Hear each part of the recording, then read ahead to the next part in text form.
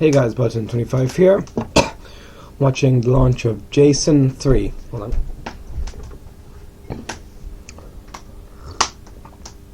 Well, my voice just went completely crazy there. Still is somewhat. Oh, there we go. So yes, Jason 3, this was supposed to launch during the summer, but of course after the kablooey. After CRS-7, I believe that was the one that failed.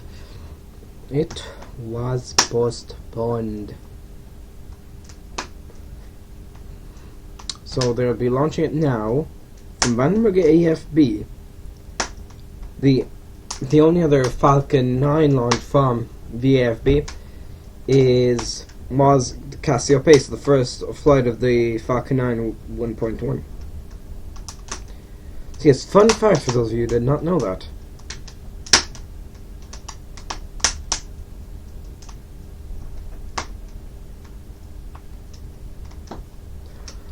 Yeah, the broadcast will begin soon. So, let's see guys, when broadcast begins. Okay guys, broadcast has begun.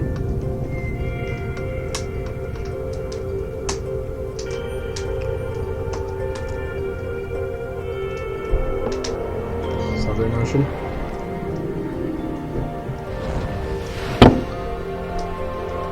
Jason 3.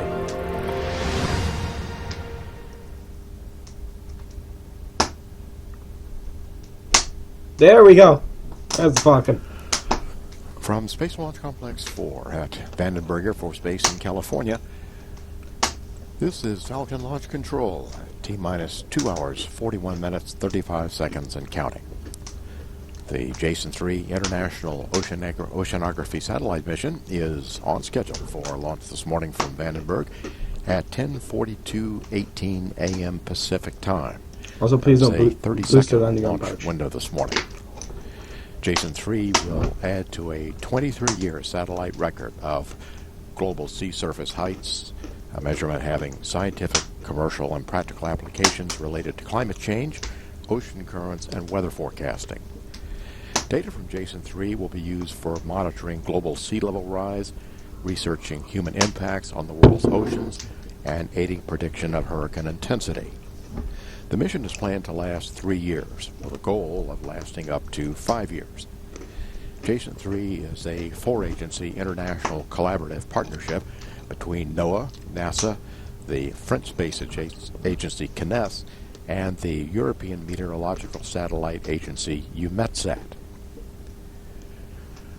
Right now in the countdown, we're concluding the loading of the RP-1 storable kerosene fuel on board the vehicle and getting ready to start the liquid oxygen loading into the why is that first huge stage plume of the Falcon 9 right, rocket. first stage, so maybe the upper stage is already fueled. I do not know. That is a right lot now, of we have a short video with some additional insight into what the Jason 3 mission is. Great.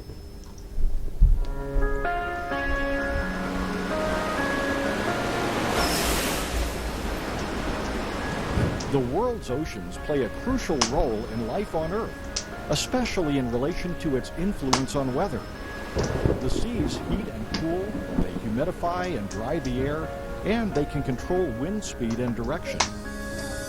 To help scientists continue studies from the vantage point of 830 miles above the Earth, NASA will launch the Jason 3 satellite early in 2016 from Vandenberg Air Force Base in California.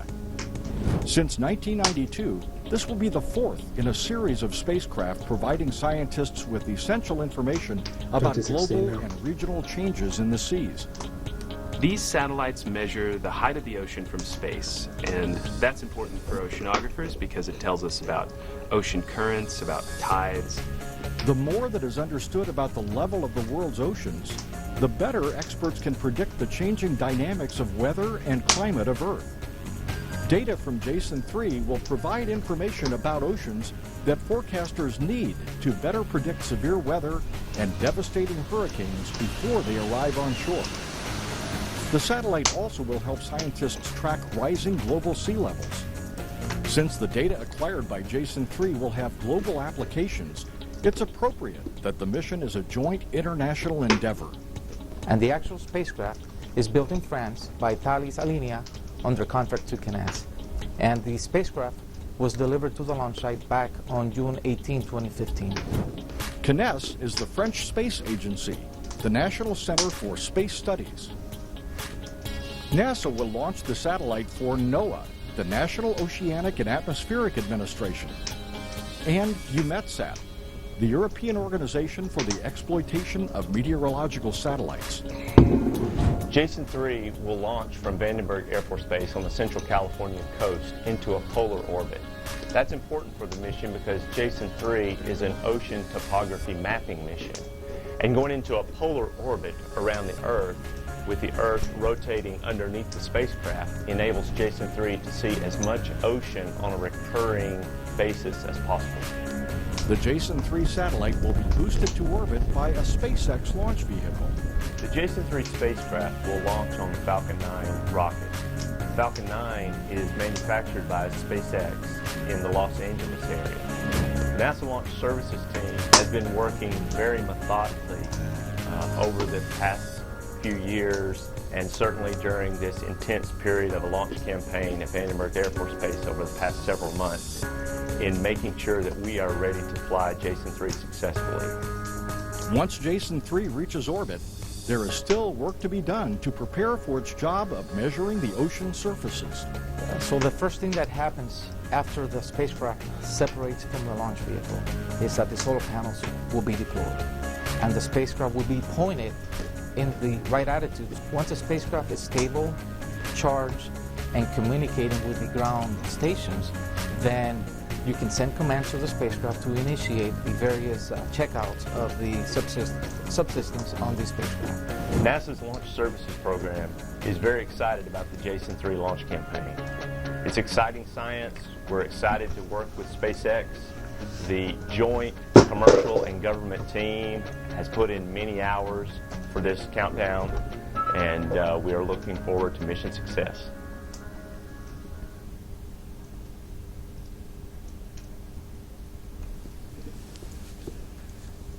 And this is a live picture from Space Launch Complex 4 at Vandenberg Air Force Base. We've completed loading RP-1 onto the Falcon 9, and we're just completing the chill down process for the transfer lines of the liquid oxygen, getting ready to begin loading liquid oxygen into the Falcon 9 rocket. Our weather forecast this morning continues to be very favorable. No significant issues weather-wise that would preclude a launch this morning. The temperature right now at Vandenberg about 54 degrees. Some coastal fog and overcast expected to gradually burn off as we get later in the morning. But launch viewing should be reasonably optimal by the time we reach our T0 at 10:42:18 this morning. At T-minus 2 hours, 34 minutes, 48 seconds and counting, this is Falcon Launch Control. Okay guys, I'll pause recording until they say something. He's on the first flight of the Falcon 9 1.1. Took off from here. Indicate when ready to vent stage 2 locks and fuel tanks to ambient.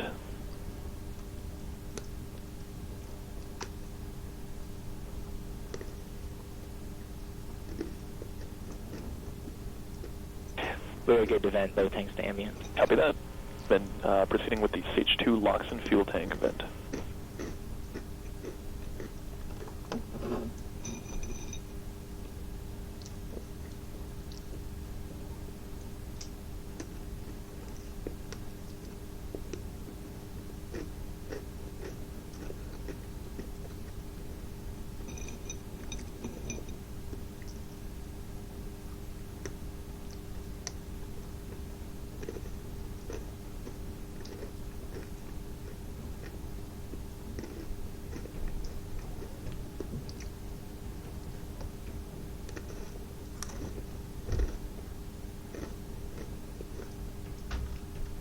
Control, T-minus 2 hours, 24 minutes, 53 seconds, and counting.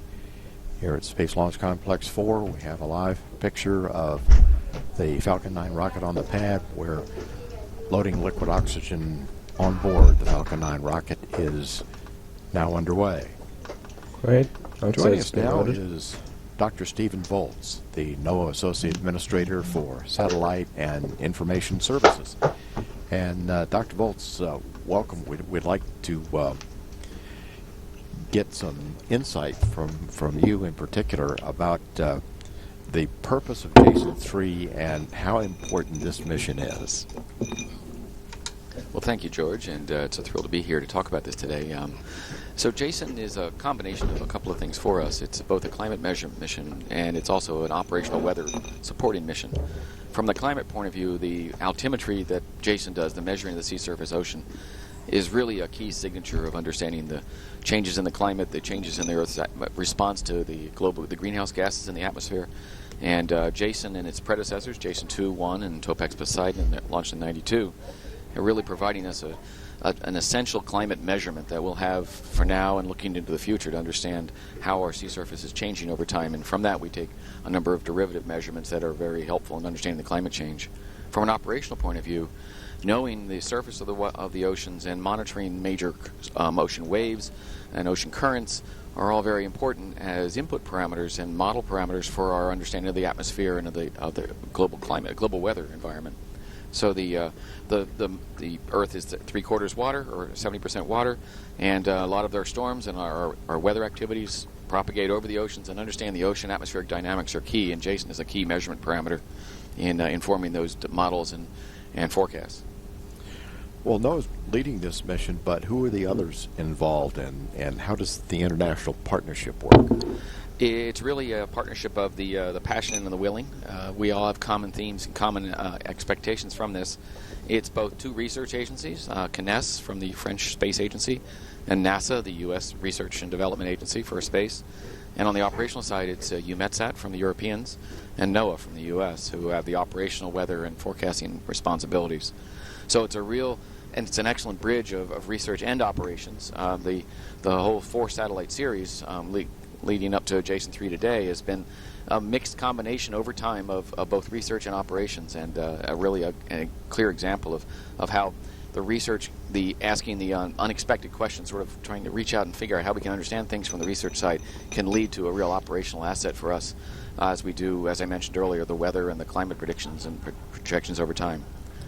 Well, with Jason 2 still in orbit and evidently still working quite well, why is it important to launch Jason 3 now?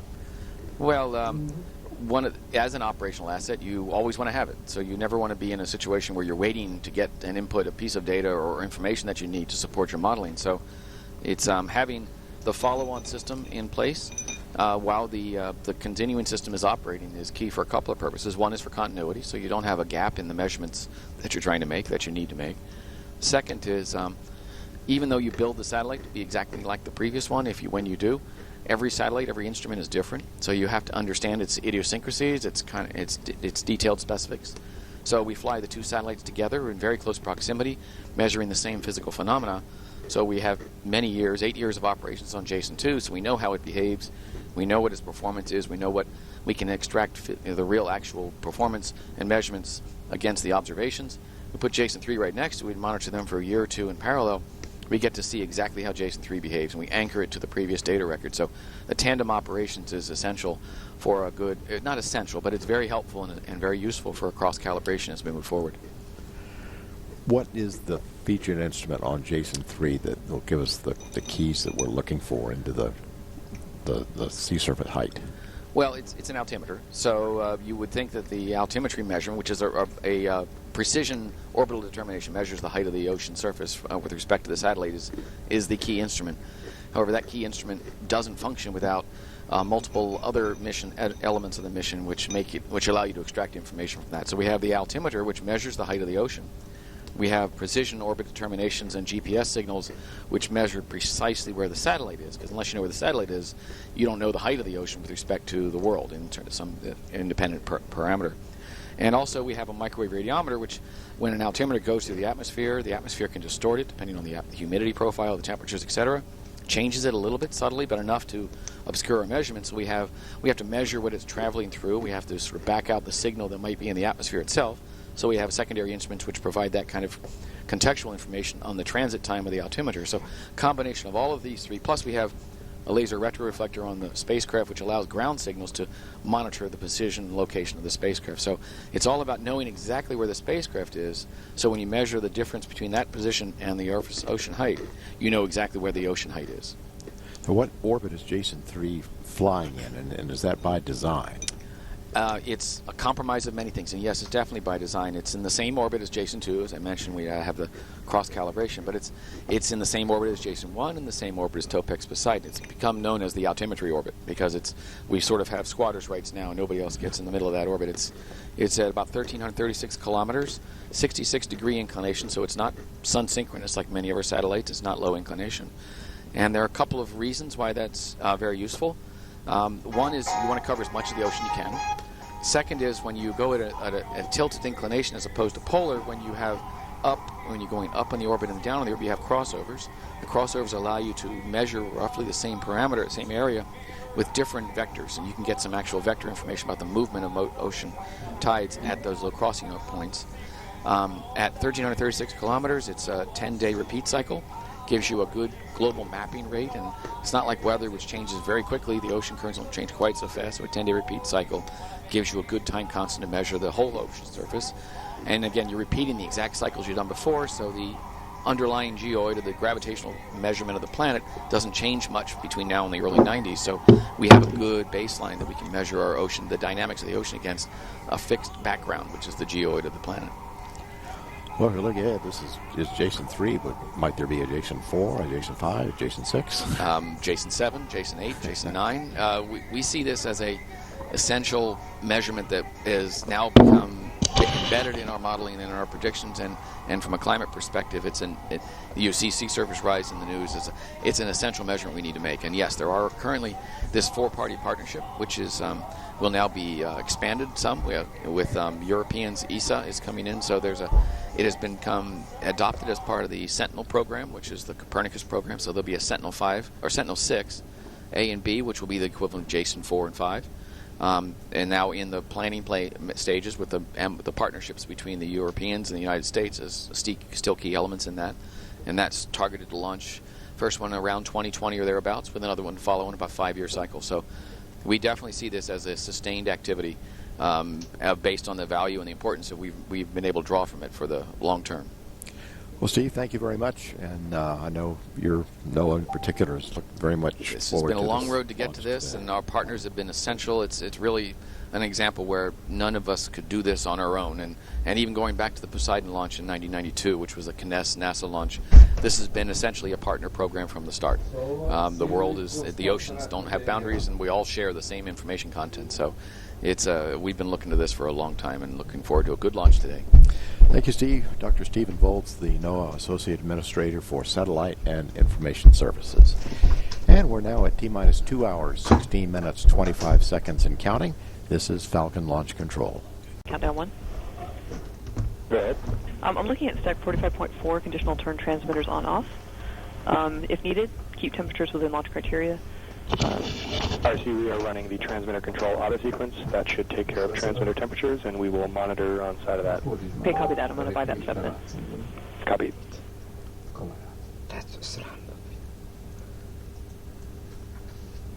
T-minus 2 hours, 11 minutes, 55 seconds and counting. As we see at Space Launch Complex 4, our Falcon 9 rocket is gradually disappearing into one of the coastal fogs that Vandenberg is quite well known for, and we do expect that to thin somewhat later on this morning as we get closer to launch.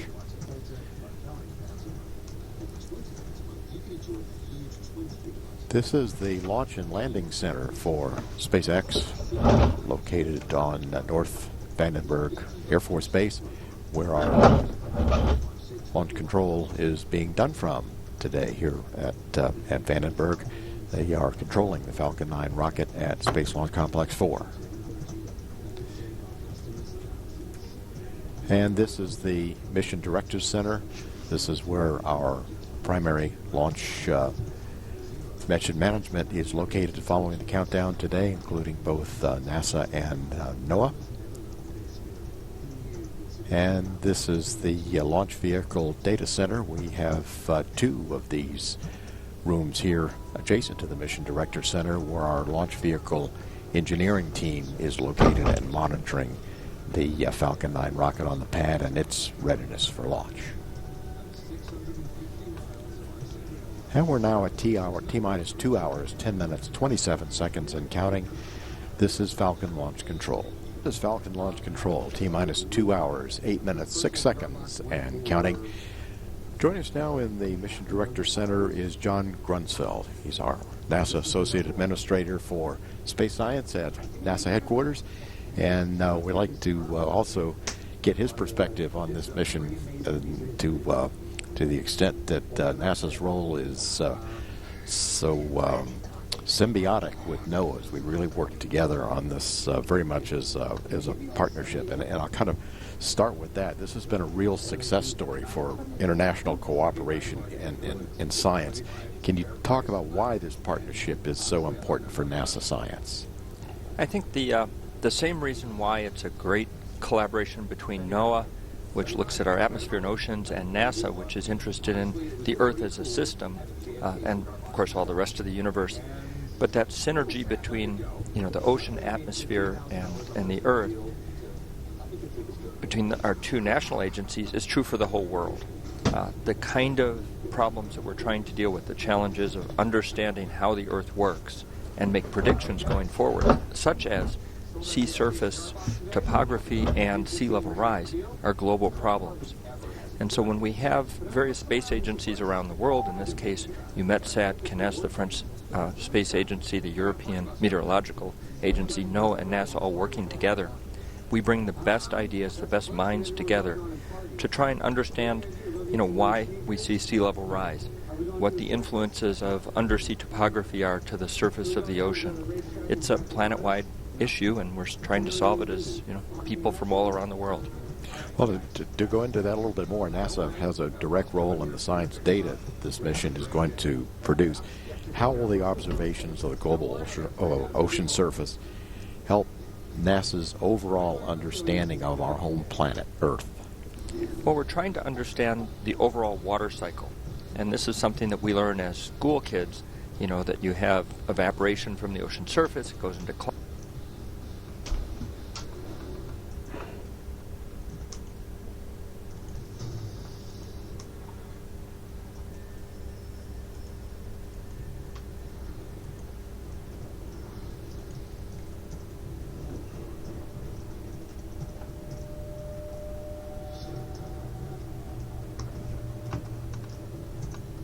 Ja, problematisch kan het.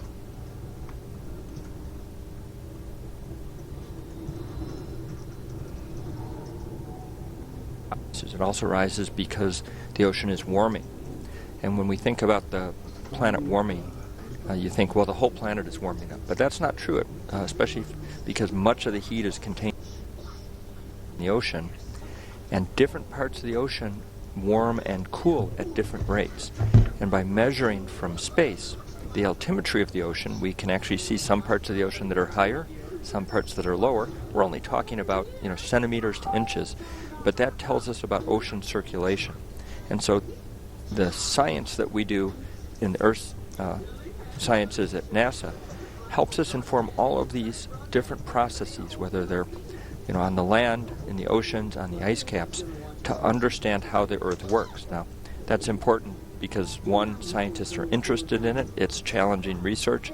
But it's also very important, and that's where NOAA comes in. NOAA then uses the science that we produce operationally to help people, to help fishery management, to help coastal communities, to do weather forecasting. These are all critical elements. And so that research to operations component is, again, part of the partnership between NOAA and NASA. From NASA's perspective, why is the sea level rise most important as far as the information that we want to get from Jason 3?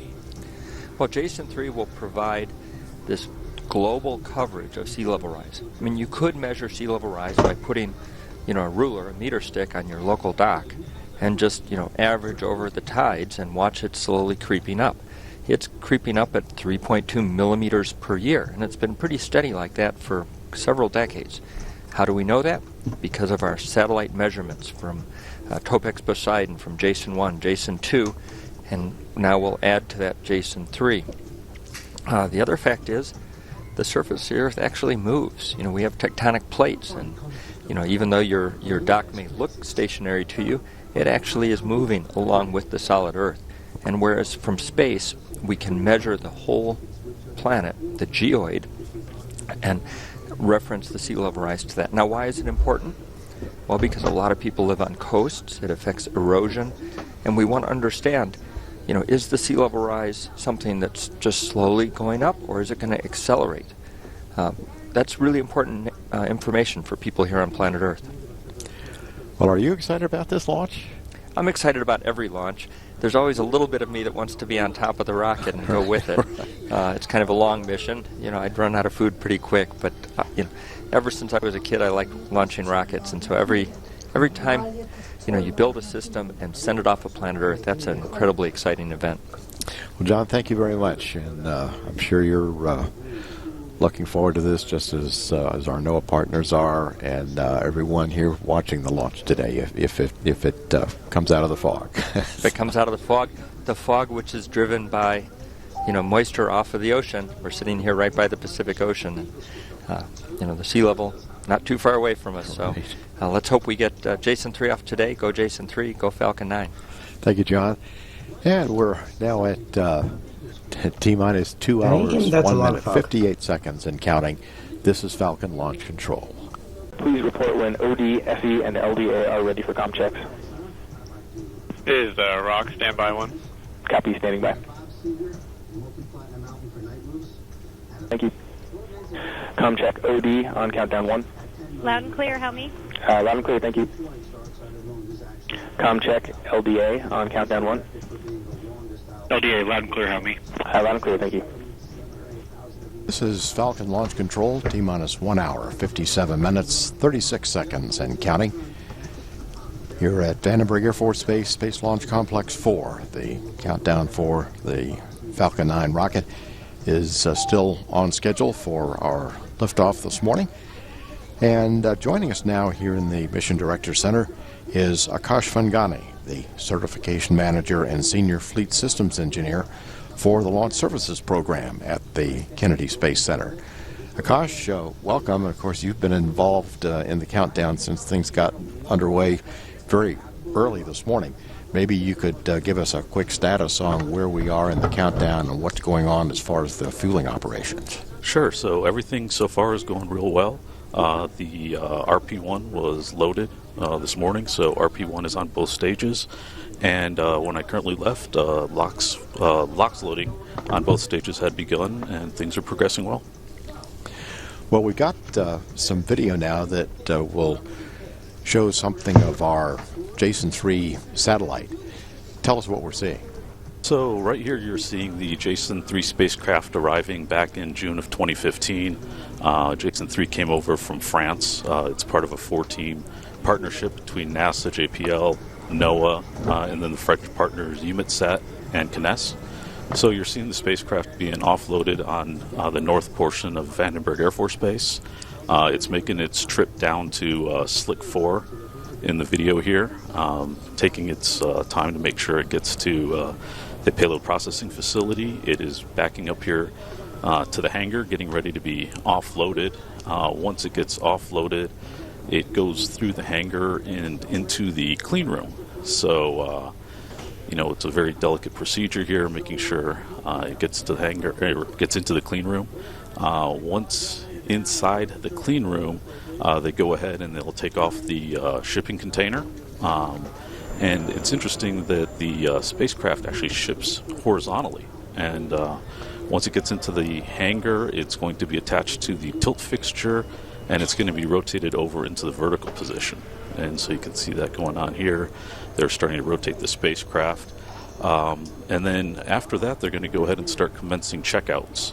So technicians from both Thales and CNES will be checking out the spacecraft, making sure everything's good.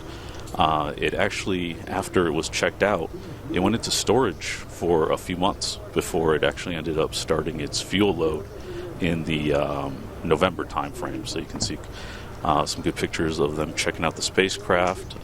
It's sitting there on its fixture. It then gets bagged for a few months, and then here we've picked up where they go ahead and they're doing one more set of checkouts before they start fueling.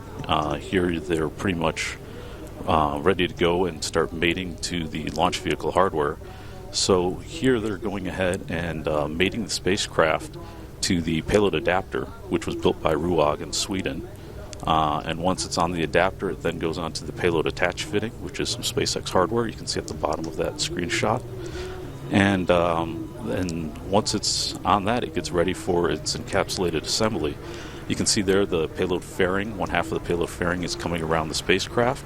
The payload fairing is the protective shroud that we use for ascent, and it'll be on for roughly 3.5 minutes during ascent before it goes ahead and flies away. And then after the payload is encapsulated, they go ahead and rotate that into the horizontal, mate it to the launch vehicle, and then it gets rolled out to the pad, and that's where we're at today. So you can see a great shot of the encapsulated assembly there, getting ready to be broken over for rollout.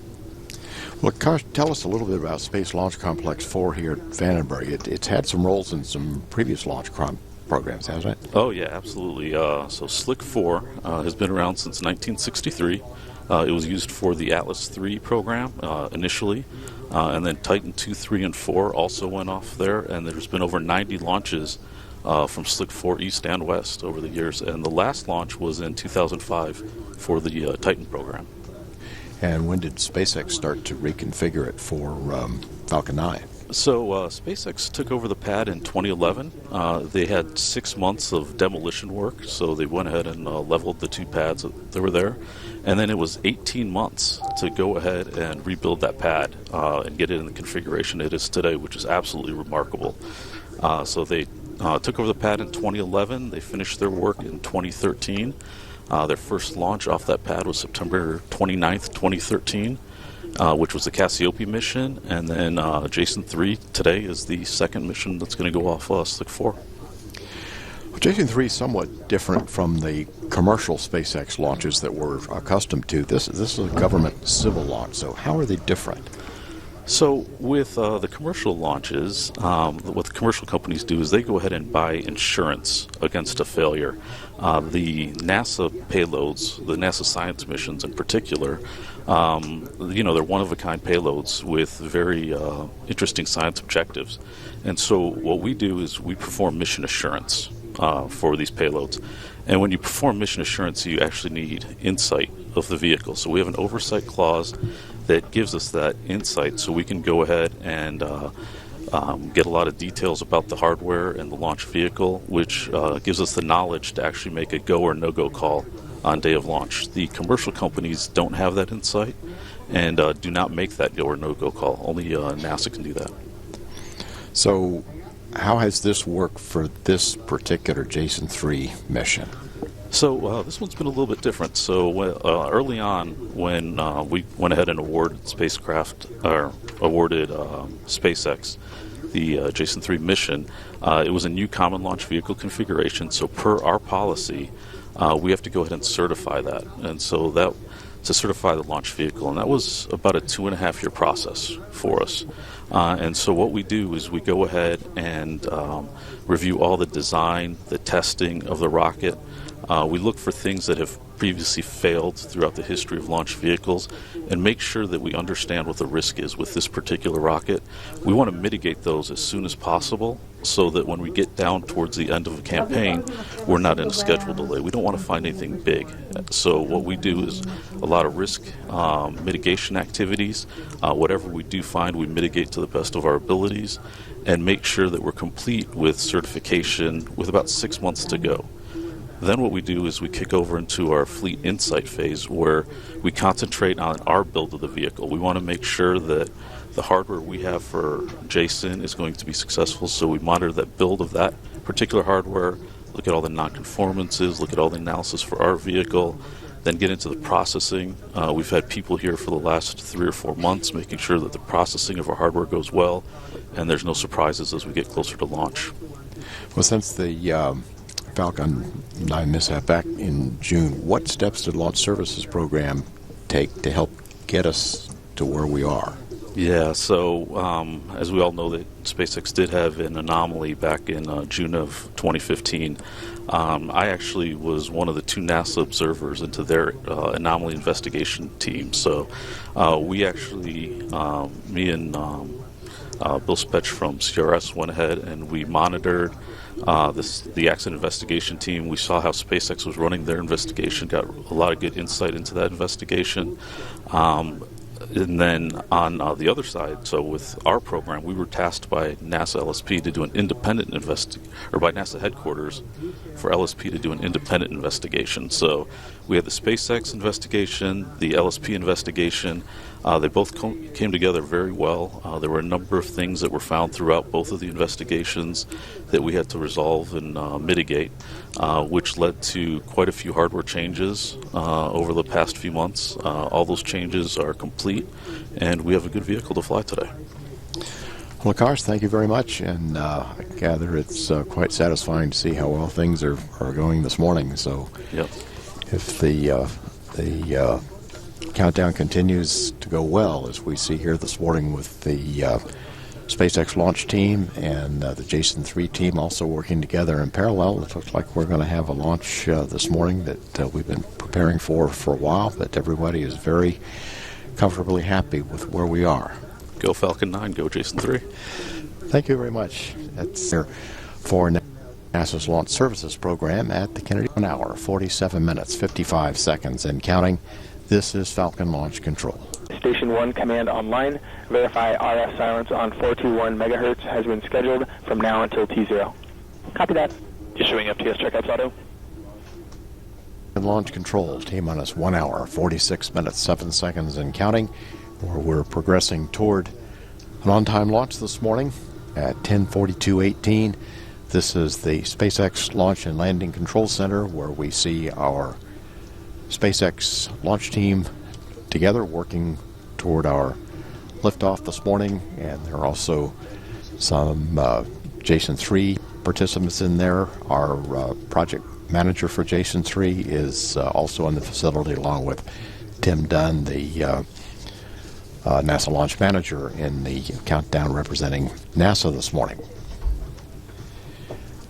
Otherwise, all of our activities continue to go nominally. Again, another shot of our SpaceX team in the SpaceX Launch and Landing Control Center located in at Vandenberg on North Vandenberg Air Force Base. And the launch pad, Space Launch Complex 4, is actually on South Vandenberg. This is one of the launch vehicle data centers where data is coming in on the pad, and will also be coming in after liftoff, where the NASA engineering and NASA launch management team can follow the progress through the telemetry of the vehicle as it flies on downrange, and see much of the same data that our SpaceX counterparts will also be seeing as it flies. Back here in the Mission Directors Center, this is where our mission management is located, and our representatives from NOAA and NASA following the countdown along with our engineering team next door.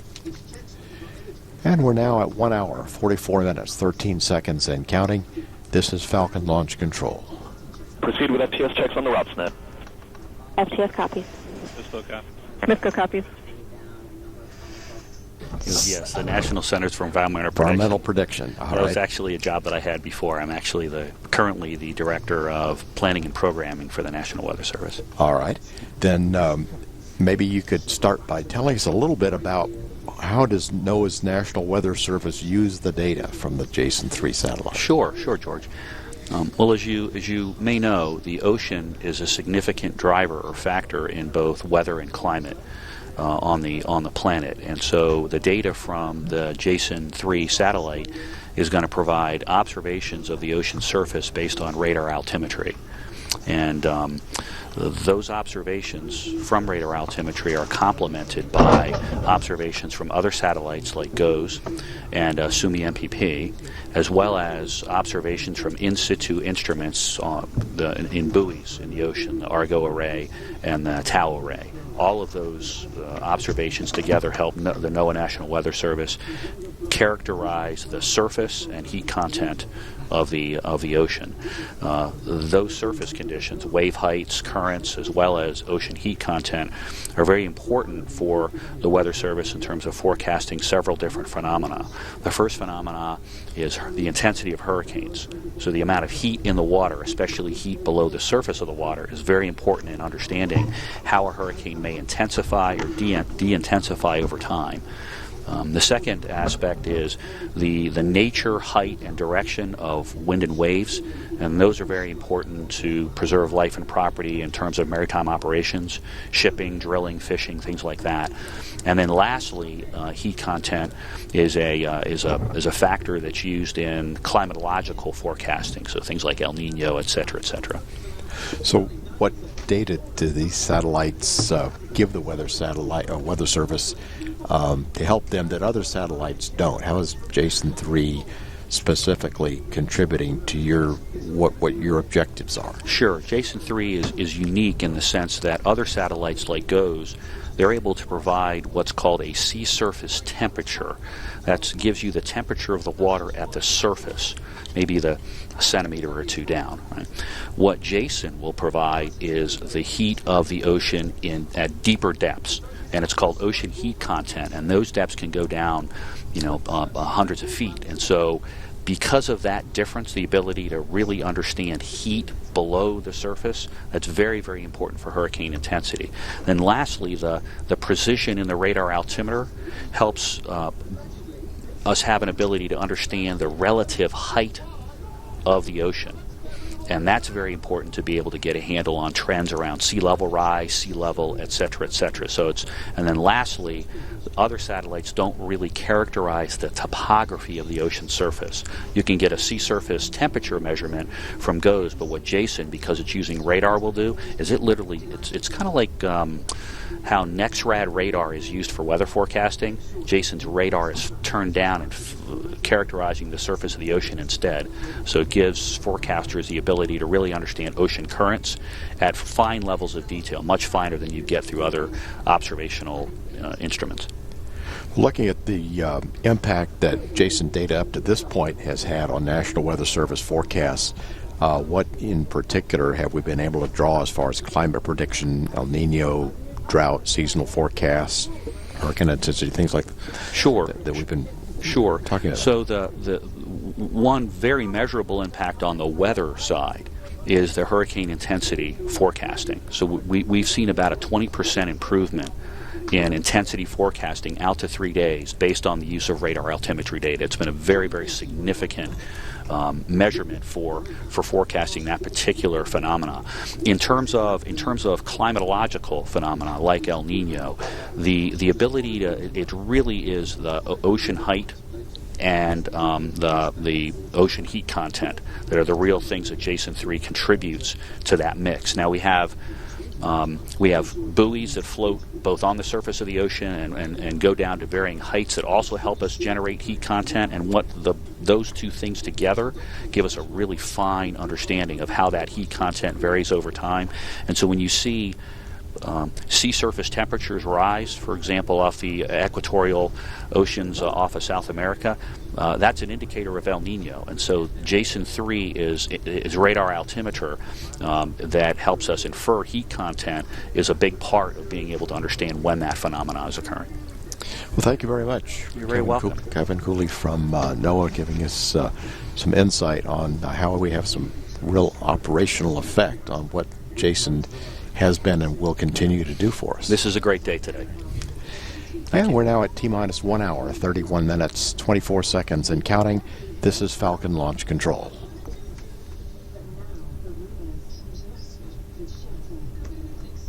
LC FTS on countdown 1. Go ahead, FTS. This is LC.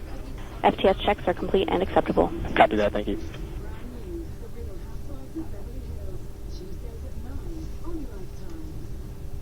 This is Falcon Launch Control, T-minus 1 hour, 28 minutes and counting.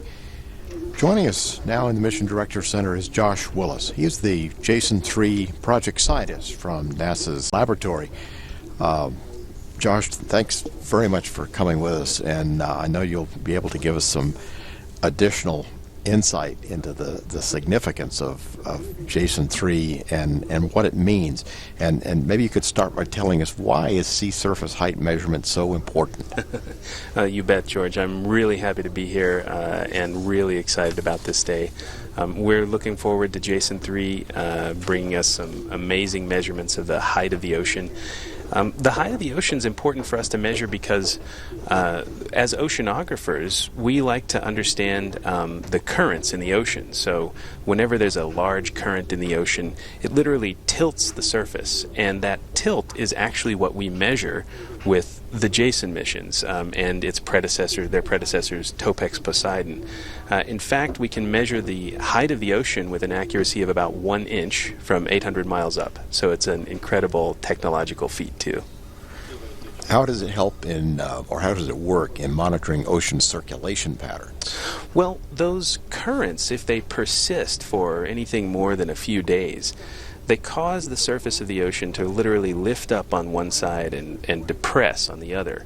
So if we measure the ocean height over here and we measure the ocean height over here and we look at the difference between them, it tells us how fast the currents are going and also what direction they're going. It's sort of like if you ever read the paper, they put that pressure map with the wind in there. It's just like that for the oceans with sea surface height. Well, from an operational standpoint, how will Jason 3 help improve forecasting, in what ways? Well, there's a bunch of ways that we use the Jason data to improve forecasting. So we usually think of forecasting as forecasting the weather, so forecasting the atmosphere. That's where we live. That's the weather report we see when we turn on the TV. But of course, we also forecast the oceans. So the ocean circulation is always changing. Those currents are wiggling around. There's big eddies moving water in different places. And the Jason satellites help us see that really clearly, what the conditions are today.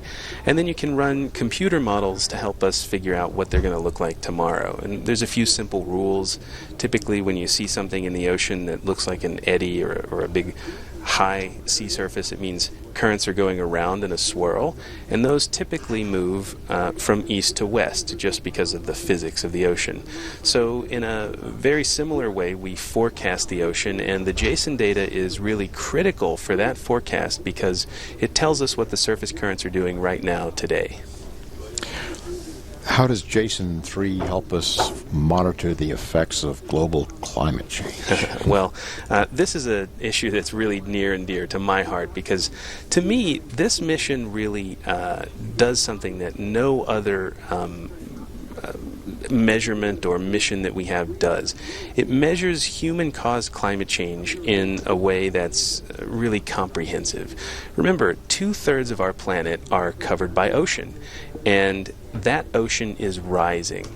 As the Earth collects extra heat from human-caused climate change, almost 90%, over 90% actually, of that heat is warming the oceans.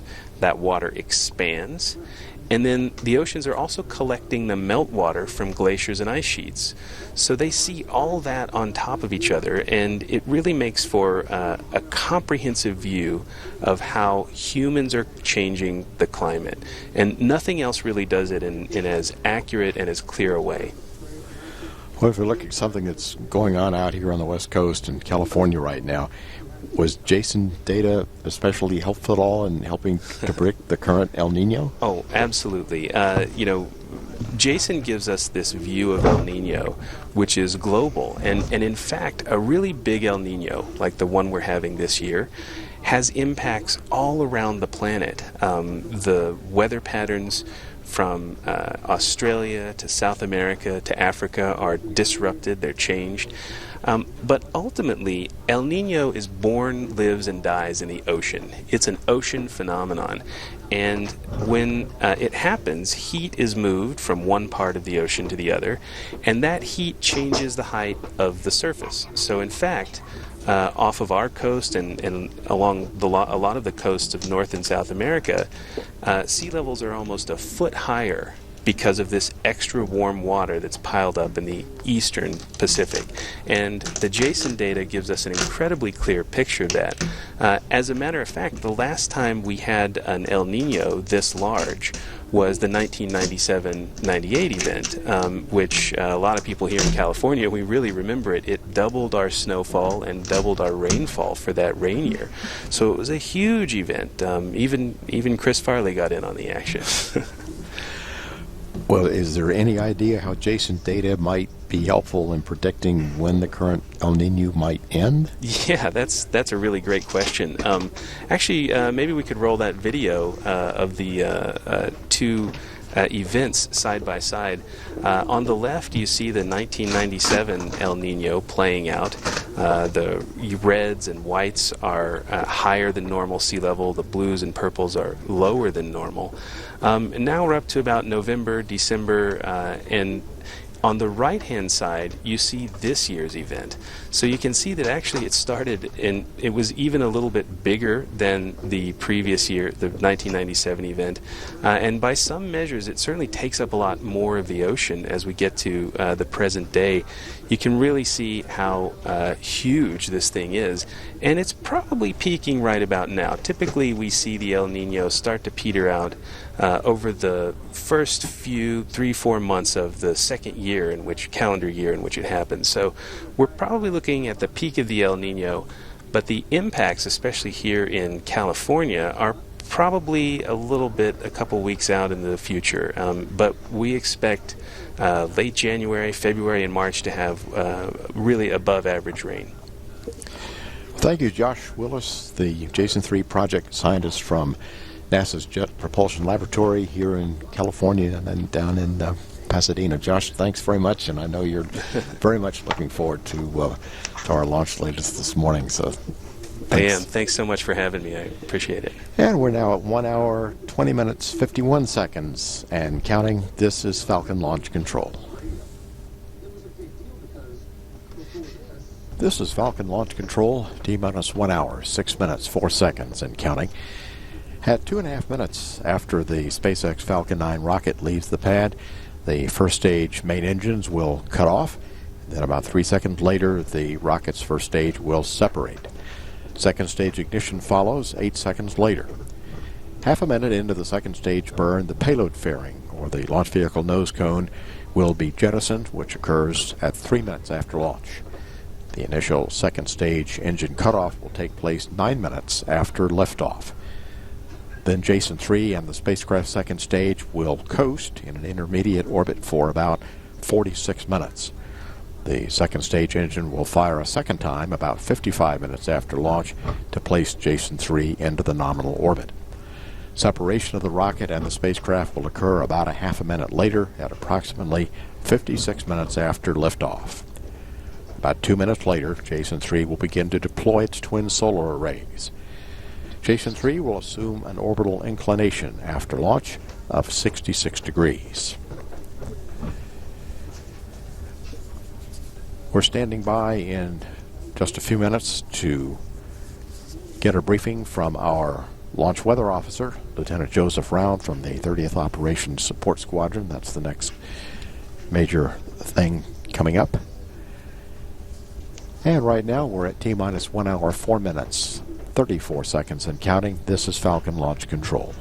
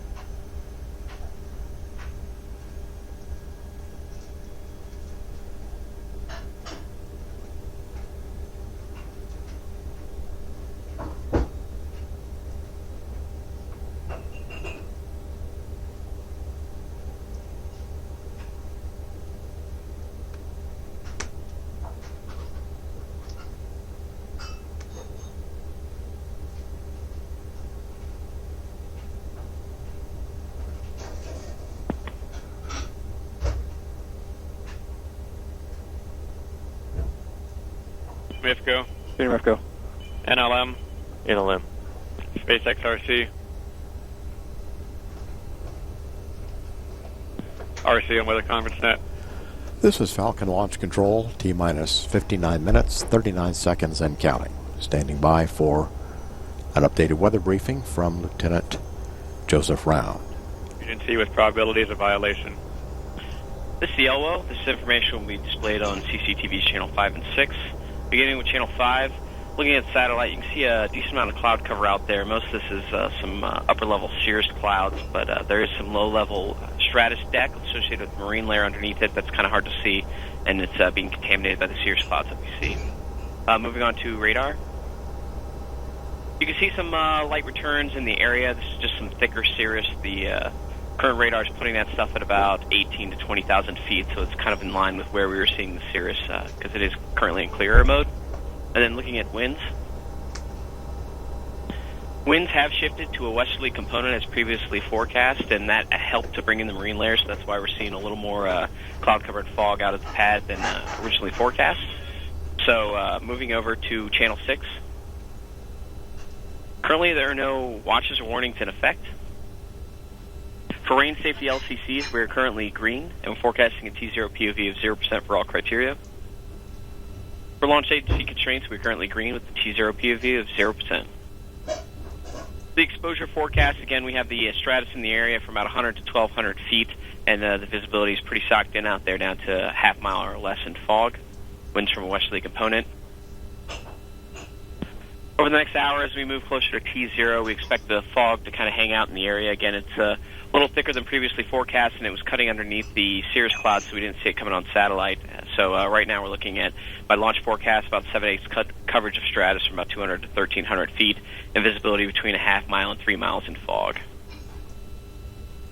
But again, for launch agency constraints and LCCs, the overall probability of violation is 0% with no constraints of concern.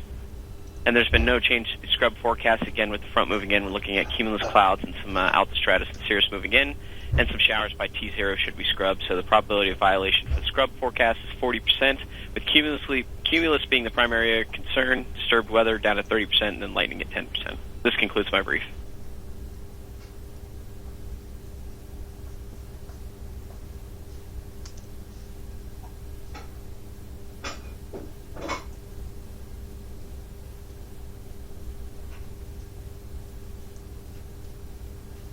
Copy that, thank you.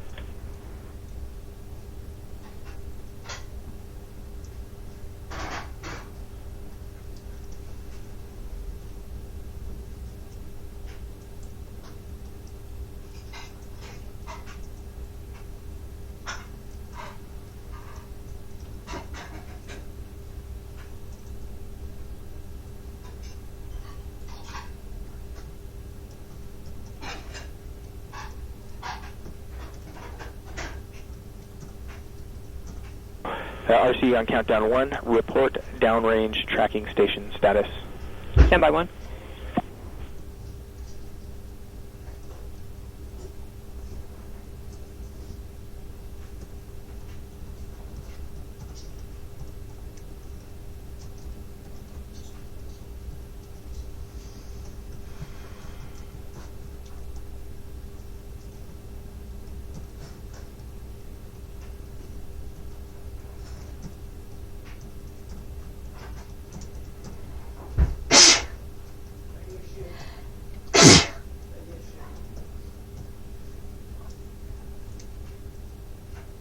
We'll see you on countdown 1.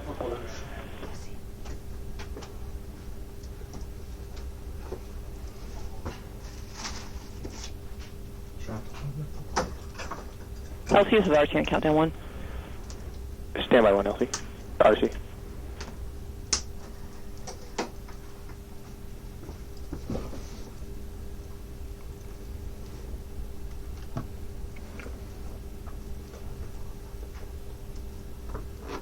RC on countdown 1, go ahead. Downrange status is everything is green with the exception of hard-to-be stock Sansa. The backup link, they're troubleshooting a comm issue. Okay, so HBK backup is... They're troubleshooting a backup, a comm issue with the backup link. Copy that. Is that a constraint? It should not be a constraint because it's a backup. Copy that. Thank you. And one thing, the VTS Cook Alpha is still working to get their link 13 solid. Is that a constraint to launch? We should still be able to launch, but we need to probably talk about it. Copy that.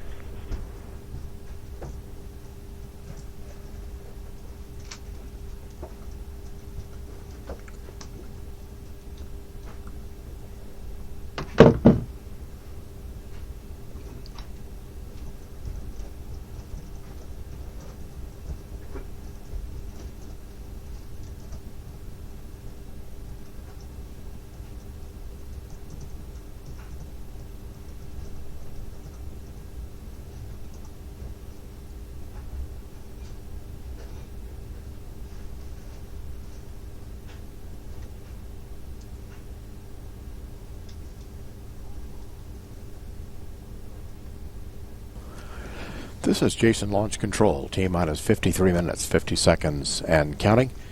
We're proceeding toward an on-time launch. As we heard, our weather forecast is go for this morning. Mark, welcome, and I think maybe it would be interesting to hear us a little bit how the role that EUMETSAT has played in the whole Jason mission series, and what it is in particular for Jason 3. Okay, thank you very much. The Jason mission series started, as you know, in 1992 with the launch of the Topex Poseidon, and then with the Jason 1 in 2001. And this was handled by CNES and NASA at that time. But the mission started to be really operational in the years 2008 with the launch of Jason 2, and that's where EUMETSAT and also NOAA started to be involved because of the operational nature. Now, regarding Jason 3, we are involved with all the other partners, and we have installed our infrastructure, ground infrastructure, and we do the acquisition of data, processing of data and distribution of those data for part of the dumps that the satellite will see from Europe. So we have 7 dumps a day, and the US will do the same, and we exchange data and services. And the operations we conduct are done are funded by the European Union under the Copernicus program, and we have an agreement with the European Union for that. Well, how will EUMETSAT use the data in a way that benefits the European nations? In fact, there is a critical need to continue to accumulate the sea level rise, the sea level data, and to constitute and to continue this climate data records. But there are other things as well, such as critical measurements that we are doing on sea surface height, which will be used for operational oceanography.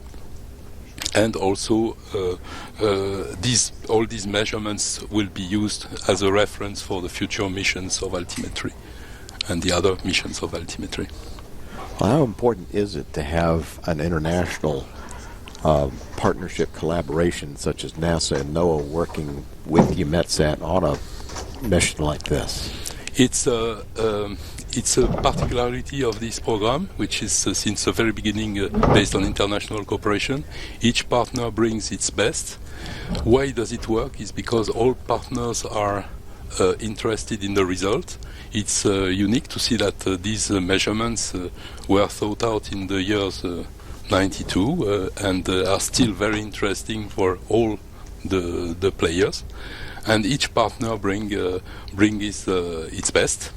And what is one example is that there is a science team which is composed of all from people from all these partners who meets regularly, and you have an extraordinary exchange of research data and research elements every year. So you foresee this partnership collaboration continuing for future missions, perhaps? Of course, it's part of our strategy and the strategy of all the partners to continue in the long run to collect those data and to do the best out of it by collaboration. So it's kind of fundamental to the JASON program, I guess. Absolutely. Well, thank you very much, Mark Cohen, the Associate Director and Chief of Low Earth Orbit Programs for EUMETSAT. Thank you very much. Thank you very much. Best of luck today. And we're now at T-minus 49 minutes, 22 seconds, and counting. This is Falcon Launch Control.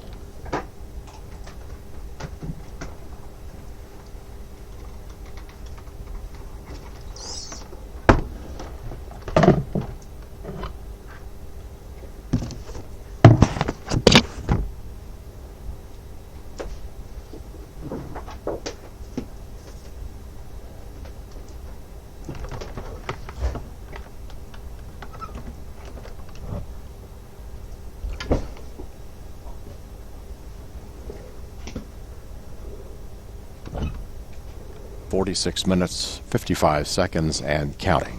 Okay, as you missed something, you said this is Atlas Launch Control. That the upper-level winds are green for today's launch from our upper-level balloon runs.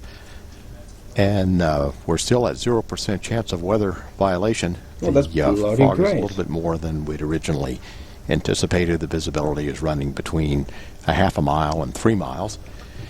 And but otherwise, the weather's green, and we're continuing to complete our liquid oxygen loading on board the vehicle. At T-minus 46 minutes, 18 seconds, and counting, this is Falcon Launch Control. Yes, and the start of it, what you missed is that he said this is Atlas Launch Control. This is Falcon Launch Control, T-minus 44 minutes, 10 seconds, and counting.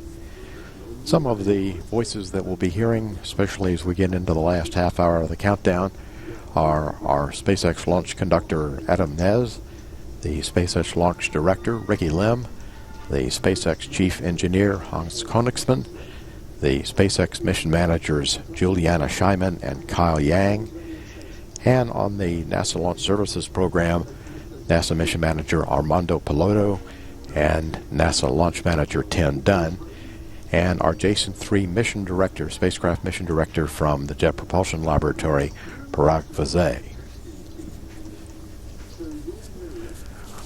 Once the SpaceX Falcon 9 rocket lifts off from Space Launch Complex 4, the initial radar tracking and launch vehicle telemetry and data coverage will come from multiple tracking antennas at Vandenberg Air Force Base for both the first and second stages.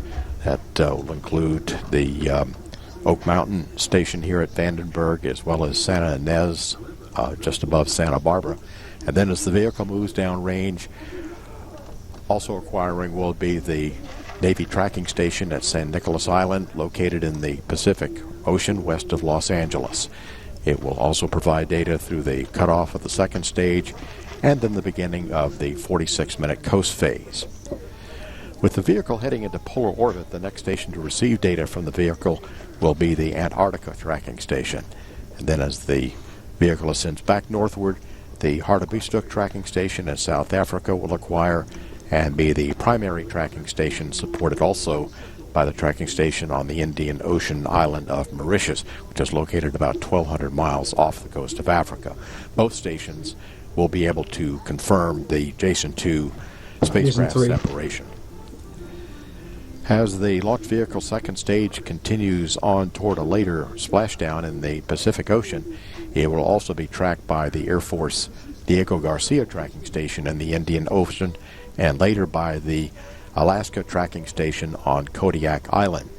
Also in Alaska, up supporting the Jason 3 spacecraft, is the Fairbanks tracking station. Second stage will re-enter and splash down approximately 2 hours after launch between the Aleutian Islands and Hawaii, a maneuver which has been accomplished multiple times before very successfully. We're now at T-minus 41 minutes, 30 seconds, and counting. This is Falcon Launch Control. Counting. Word that all of our downrange tracking stations are reporting back green at this time. We're meeting all of our criteria for tracking for the Jason 3 spacecraft that will be occurring later in the mission, particularly after spacecraft separation. The readiness for Jason 3 to support the launch today, there'll be a poll of the Jason 3 team at T-minus 20 minutes, and then the NASA launch manager, Tim Dunn, will poll the entire NASA team at T-minus 17 minutes, and then we'll hear our SpaceX launch conductor, Adam Nez, and our SpaceX launch director, Ricky Lim, doing the terminal countdown poll at T-minus 13 minutes, and then the terminal countdown begins at T-minus 10 minutes. Weather continues to be go. Upper level winds are go. We have no collision avoidance quotients this morning, no COLAs.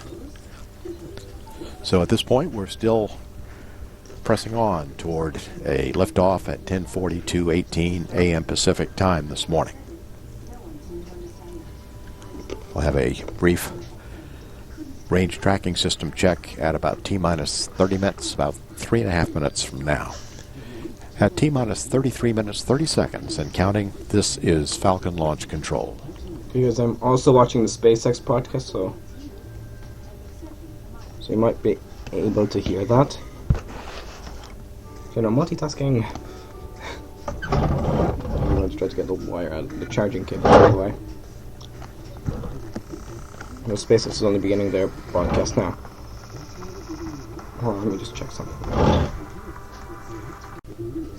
Because I'm pretty certain that's Elon Musk in the corner there.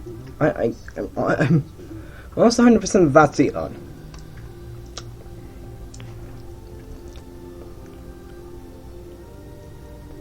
So guys, I have a way of sharing the SpaceX broadcast with you, as well as the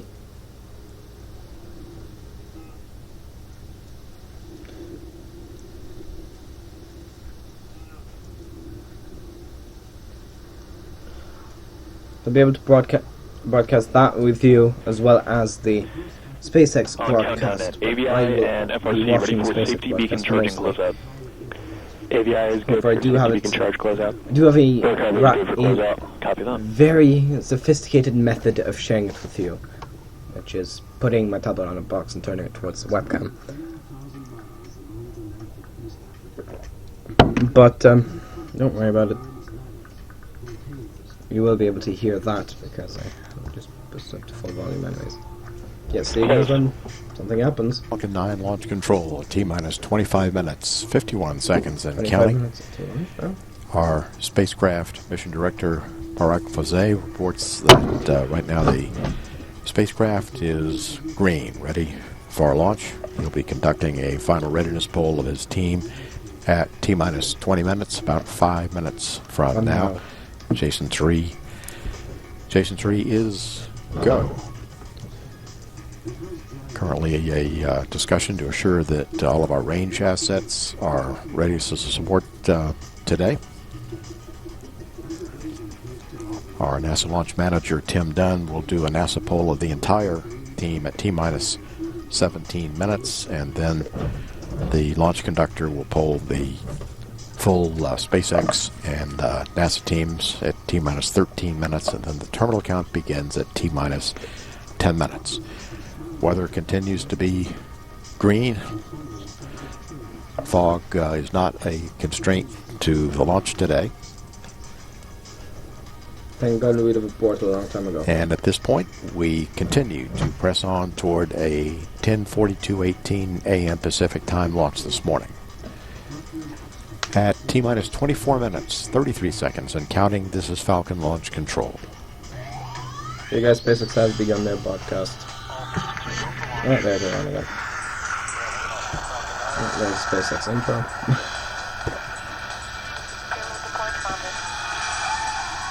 Let's go to the last show. SpaceX, January 17th. It's Sunday, January 17th, and you're looking at a live shot of Falcon 9 at Vandenberg Air Force Base. Hello and welcome to our live webcast for the SpaceX launch of Jason 3. My name is Kate Tice, and I'm a process improvement engineer here at SpaceX, and I'm currently standing in front of our Mission Control Center located in company headquarters at Hawthorne, California. Today's mission is launching from Vandenberg Air Force Base, which you might hear us refer to as Vandy in the webcast. That's about 150 miles northwest of Los Angeles, and while the crowd is still growing here behind me, the bucket list for the majority of SpaceX is to watch a rocket launch person, so most of us are up there off-base watching. Today, Falcon 9 is carrying Jason 3, a satellite that will be measuring global sea levels. This is a big science mission, and later in the webcast, I'll fill you in on all the cool stuff Jason 3 will be doing once we deliver it to the appropriate orbit. Another exciting thing on the agenda today is the landing attempt of our first stage back in the autonomous spaceport drone ship. While all of SpaceX celebrated after the successful and history-making first stage landing back at Cape Canaveral, Florida just under a month ago, today's landing attempt will be slightly different in that we're making another attempt for our drone ship, which is currently about 200 miles downrange from This is Falcon Launch Control, T-minus so 19 we got a lot minutes, going on 35 today. seconds, There and counting. is a number of different Jason camera 3 shots we'll have live for you from all around SpaceX, as well as the Vandenberg Air Force Base itself, live shot from the rocket, and of course video from space and live video of our landing attempt. So you'll see everything that we've got. A lot going on, so let's get started. The entire team. So we are live just here on the outskirts of Vandenberg Air Force Base, 20 minutes away from the live launch of Jason 3 to space. My name is Ryan Malston, and I run automation software for SpaceX, so I'm very excited to get away from my keyboard and see this launch live. I'm up here with a contingent of many friends, colleagues, and fans that have traveled from our headquarters in Hawthorne just 3 hours south to be up here for the live launch. And as Kate just mentioned, if you've never seen a live launch before, I would strongly recommend adding it to your bucket list. It is a very different experience in person than it is on your screen. The light into first is similar to a lightning and thunderstorm because it travels faster than the speed of sound. After you have visual confirmation that the blaze has started, the roar of the engine reaches your ears just moments later. It's an intense experience, so we're all very excited. Now the actual pad is in the distance, well beyond those trees, so we'll get to see a little spark travel up through this fog once we reach T-minus 0. Now Vandenberg is a big, sprawling facility. It's one of the largest Air Force bases in the United States. For reference, Falcon 9 is about 21 stories tall, and as you can see, you can't visually recognize that from here. So it's one of the biggest Air Force bases in the United States. It's a little bit windy, but that's totally fine for launch. Very different than a lightning that we experienced out at Cape Canaveral. It's a little bit foggy, but that poses no risk to launch. So it's a beautiful day. Let's launch this thing. This is Tom Perderio from the Avionics Department here at SpaceX, and as my fellow co-host just mentioned, we have a lot of very exciting stuff coming up for you on today's webcast. First and foremost, today's primary mission is to launch the Jason 3 satellite into a high polar orbit above the Earth. Jason 3 is a NASA and NOAA scientific satellite designed to measure global sea levels down to the centimeter level, which will allow scientists to better understand the Earth's climate patterns and how they're changing. We are extremely excited to be launching such an important science mission, and we'll go into more details about the Jason 3 spacecraft later on in the webcast. Now, today we're launching from Vandenberg Air Force Base, which is our West Coast launch site. For our typical low Earth orbit and geosynchronous orbit missions, we normally launch from our Cape Canaveral site on the coast of Florida. However, different launch sites have different advantages and disadvantages depending on what type of orbit you're trying to get to.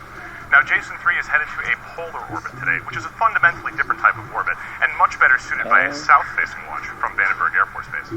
Jason 3 is also riding on the last of this configuration of the Falcon 9, which is appropriate seeing as the first of this configuration also blasted off from this exact same launch pad back in September of 2013. The countdown process for this version of the Falcon 9 is a little bit different than our last flight, so you'll get to listen into the terminal count at T-minus 13 minutes coming up very soon. It's also good to note this is the last time you'll hear a T-minus 13-minute countdown poll for future launches. Last but not least, that this Falcon 9 first stage will also be attempting to land after separating from the second stage, just like our last one. However, this time we'll be attempting to land on our autonomous spaceport drone ship rather than at a pad back at the launch site. This drone ship is the Just Read the Instructions, the very same drone that participated in our landing attempts in spring and summer of last year. Now, if the Falcon 9 sticks the landing today, it will be the very first successful landing of a rocket on an ocean platform. Coming later, we also have a 45-minute coast period between our stage separation and our satellite deployment. Now, our fellow co-host Lauren Lyons also got a chance to take a look at the Jason 3 satellite. Let's take her video right now. My name is Lauren Lyons. I'm the mission integrator for the Jason 3 mission, and I am standing here in the hangar at Vandenberg Air Force Base, and the reason it's empty is the rocket just rolled out this morning with the Jason 3 spacecraft on its nose. Jason 3 is the fourth in a series of the Jason missions. Jason 1 and Jason 2 are still on orbit. Jason 3 is going to join them. This is Falcon 1 control, T-minus 15 minutes, 23 seconds. Counting. NASA launch manager Tim Dunn polling the NASA team for readiness, and we are go. Get our final SpaceX polls coming up here very shortly at T-minus 13 minutes. I've got more mission integrating to go to, but you guys can verify clear to launch. Falcon 9 and go Proceed, go. OD, please verify clear to launch. Happy New Year and welcome to the launch of the Jason 3 LDA, please verify clear to launch. I'm John Federspiel, a lead The mechanical LDA, we are engineer clear here. to launch. John Innsbruck is currently at Vandenberg Air Force Base supporting today's mission, so instead I have been doing my best to keep up with the various voice loops, as well as keep in touch with our engineers at the launch site to provide you with some updates as we go along. Today we are targeting a T-minus 0 time of 10:42 a.m. There's a 30-second delay on the SpaceX webcast. This is the last flight of our previous configuration of the Falcon 9 launch vehicle. Now, the biggest change with today's Falcon 9 that affects our countdown is that we are not flying with densified propellant. Densified propellants are significantly colder than what we're loading today, so we try and minimize their load time, and that's what we did at the Orbcomm 2 mission. For this mission, since we are not flying with densified propellants, we began loading those propellants in a little over 3 hours ago. Right now, we are nearly full on the pad, just doing some final top-offs. Now, there is a minor issue that the prop team is working through, and we're going to know more later on as we get into the countdown in a few minutes. But at the moment, it looks like we are go to enter into the terminal count in at the T-minus 10-minute mark. Poll at T-minus 13 now, minutes because that from countdown the sequence SpaceX is a little team, different, the terminal count auto and that will sequence give the go begins at the to actually T-minus begin 10-minute mark, terminal count at whereas on our T-minus Orbcomm 2 10 mission, minutes. we began the terminal count auto sequence at the NASA's final go 30 for minute launch is mark. at T-minus To 4 enter minutes. that terminal count auto sequence, our launch conductor pulls the team We don't have at much the in terms T-minus of 13-minute visibility mark, at so the just pad. coming up We here may shortly. not see much Make sure until you turn your actually speakers the up rocket in the lifts next through the ground 45 fog. seconds because this is But going to be the first that's not a constraint and last to time you're our going launch to hear today. a readiness pull come on the We're at air T-minus for a 13 SpaceX minutes, webcast. 5 seconds. Now today we are taking the Jason 3 spacecraft to an orbit of nearly 800 miles away. Countdown We're going to go at a speed of over 17,000 miles per hour. We're going to do that in all just under 10 minutes for the initial orbit burn, and then an additional 45 minutes to reach our final orbit, a polar orbit at 1,300 kilometers by 1,300 kilometers.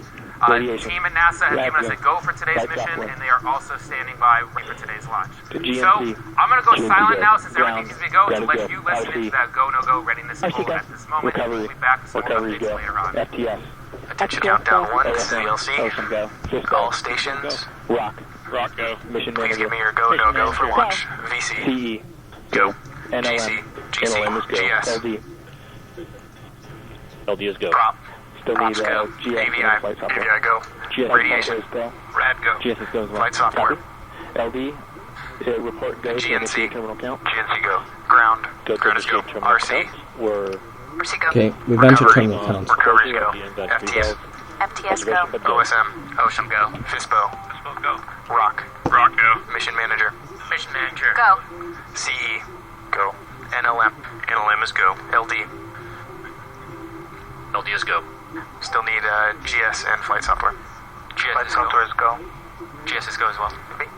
LD, report go to initiate terminal count. Go to initiate terminal count. We're working on closure of the pre-valve observation, but go. Countdown master has ended. All right, so we had confirmation from our launch director that our go-no-go poll is good. Let's talk a little bit about the details for the mission objective today. Like we said, we'll be delivering Jason 3 to a parking zone of about 820 miles. For those of us that haven't been to space, you can think of that as the distance from New York City to Atlanta. So while it's up there, it'll be conducting a number of measurements. It's a big science mission. For the next 3 to 5 years, Jason 3 will be our eye on sea levels. It'll measure global sea level once every 10 days. In fact, it'll doing that with an accuracy less than 4 centimeters. So you can think of that as the distance of the short side of my phone. For something that's 800 miles away from us, and to measure accurately less than that, that's pretty incredible. And operators shall not call a hold after T-minus 30 seconds. Ocean levels. If a hold is called, all operators proceed to the terminal count abort steps in section 55. CE on countdown 1, this is LD. Have we confirmed the closure of the impact pre-valve item? Area of water is warmer. Warmer waters pick up more volume, causing ocean levels to rise. And while the only time you might think of looking for warm water is when you're looking for your next vacation spot, forecasters and scientists look for warm water to help predict things like tropical storms and hurricanes. Both of these things are intensified by warmer water. So the data gathered by Jason 3 actually be used to possibly save lives from space. Yay, science. RCO confirmed. Another element of weather that everyone likes to talk about, especially here in Southern California, is El Nino. El Nino is characterized by warmer waters in the Pacific Ocean. Therefore, they can be detected from space by Jason 3 because of that higher sea level. In fact, many of the images that you have seen of this year's El Nino have been taken by the Jason family of satellites that my fellow co-host Lauren Lyons mentioned a little bit earlier. Today's launch window will last for 30 seconds and no longer. If for some reason we're unable to launch today, our backup date is tomorrow, Monday, January 18th at 10:31 a.m. Pacific time. So be sure to stay tuned. And like I said before, we have live video. That the crowd is gathering here behind me, and we're getting excited.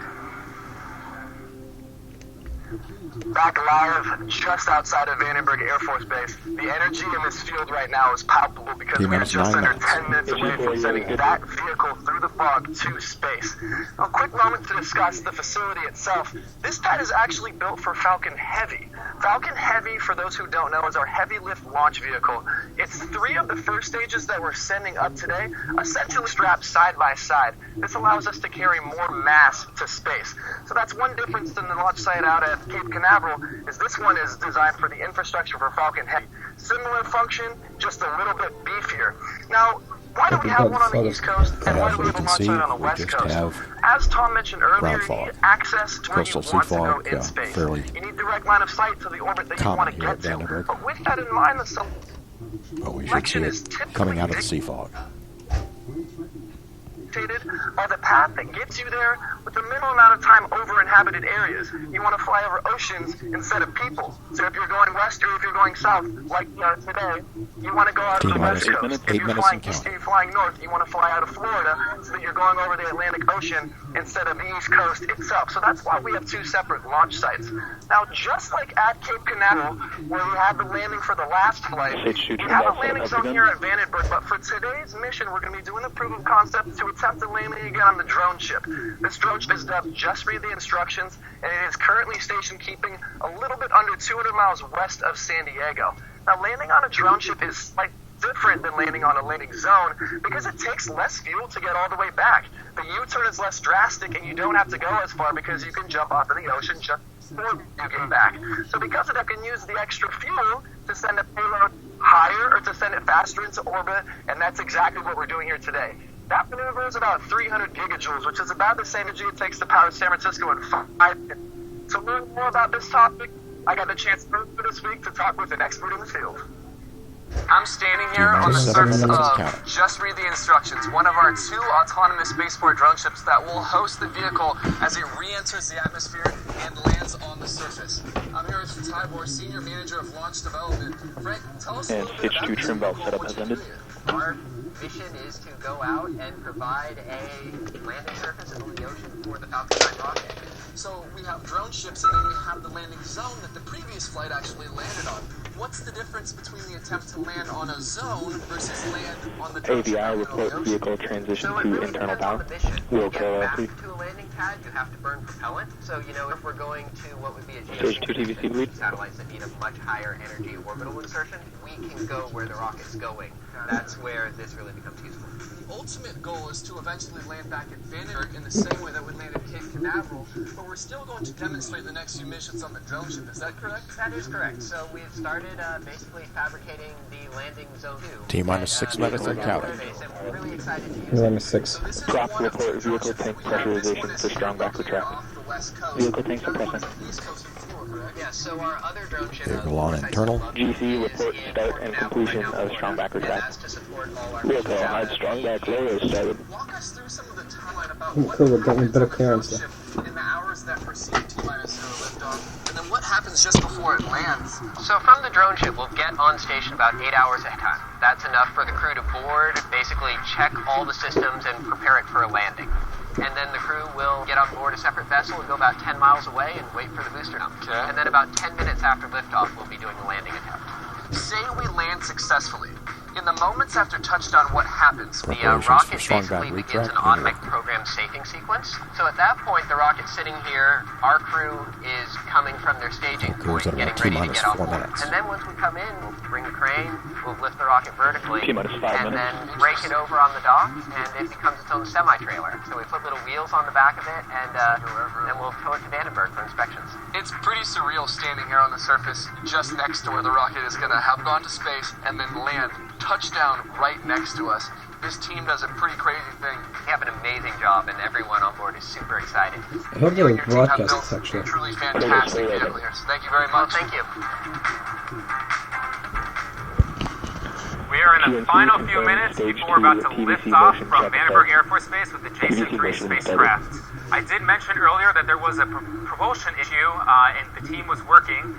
That was dealing with the Merlin vacuum engines. At this moment, though, we reviewed the data, and both NASA and SpaceX concur that we are go for today's launch. Nothing to worry about, and that's going to affect today. At this moment, you can barely see it on the screen, but the vehicle has fully cool, strong back starting to retract. About a minute or so ago. T-minus 4 minutes and counting. Strong back retract you will actually start to see the white strong back on the right-hand side of the rocket in that image. You can pull back, and that's really the final few minutes before we're about to take off. Certainly the sweaty palms moment for me, and you can see it actually, the retraction is started, and there is fusion at the forward end of the rocket. Meanwhile, the vehicle also transitioned to internal power about 2 minutes ago. That transition works as planned, and we are ready to go. As you can see, that strong back in the forward end is moving away. It's going to tilt about 20 degrees or so and get ready for the Falcon 9 to lift off. Meanwhile, on the recovery side of things, we are dealing with 12 to 15-foot waves out of the drone ship. It's got a bit dicey out there. In this moment, though, we do think we are going to still make our attempts. Oh, cool, video. Oh, cool. We have live video from the drone ship, so we might actually get live broadcast. FPS is on. T-minus 3 minutes. And back engine just but the ground winds are it's low clearing in up, don't alongside, worry. as well as upper altitude winds, so we have substantial margin for guidance through today's flight, both for structural and Strong back guidance back has ended. TVC ground takes minutes. So everything looks like we are go for today's mission. Let's check it out from Vandenberg Air Force Base, today's launch. Alright, so as you can see, the crowd is growing in anticipation here. We're getting really excited. We're at just about the T-minus 3 minute mark. As you saw with the drone ship video that we showed you, that's really more than just a barge. It's actually a really sophisticated piece of equipment. So if you imagine the landing on a platform in the middle of the ocean, The vehicle it's is in actually a much more self-aligned difficult retracted. task than landing on a solid pad back on ground, right? There's actually a lot of sea motion, like John was saying, the waves. So the spaceport drone ship just read instructions actually needs to have a lot of systems to keep it in exactly the right spot so it can come right down on top of the deck. And it's about the size of a football field. Which Minus 2 minutes and counting. Big, but whenever you are going just under Mach 6 and from 124 miles above Earth, that's actually a pretty tough target to hit. Now remember, going into orbit is really more about going really fast sideways. So if you want to come back to a stationary drone ship, you have to cancel out all that velocity. It's a very difficult thing to do. Just a note, we got confirmation that LOX load has been completed. So, with landing the stage, there are 3 systems that let us do this. First one are the engine relays. These are the 9 Merlin engines that blast off the pad. The fuel can relight several times to slow the first stage down as it comes back to the atmosphere and towards the drone ship. Right, next one are the grid fins. These are you might identify as looking like waffle fries on the side of the rocket, and they allow us to actually steer the rocket. They pop up and use air resistance to guide the first stage right back to our ship. T-minus 1 minute, 15 seconds and counting. So these are what pop out we're on the first stage reaches the platform itself. So we're actually getting pretty close to the launch. So we're going to take it easy now and listen into the last few minutes before the Falcon lifts off the pad. T-minus 1 minute. 1 minute and counting. Ground report vehicle gas supplies are isolated.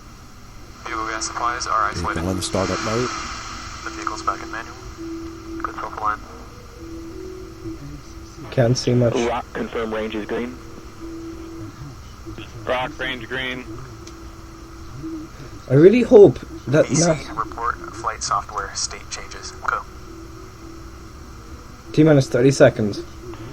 T-minus 30 seconds and counting. Vehicles in auto idle. Vehicles in startup.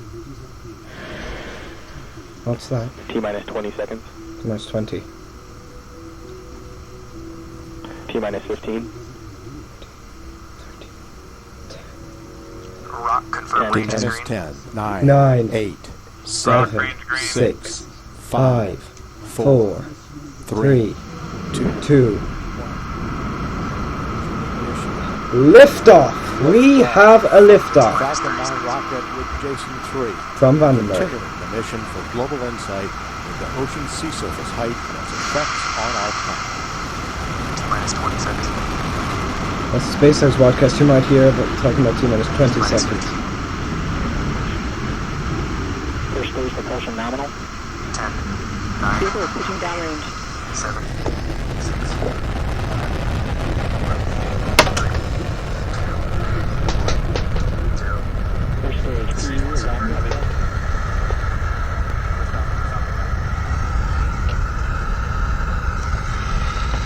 And she's gone.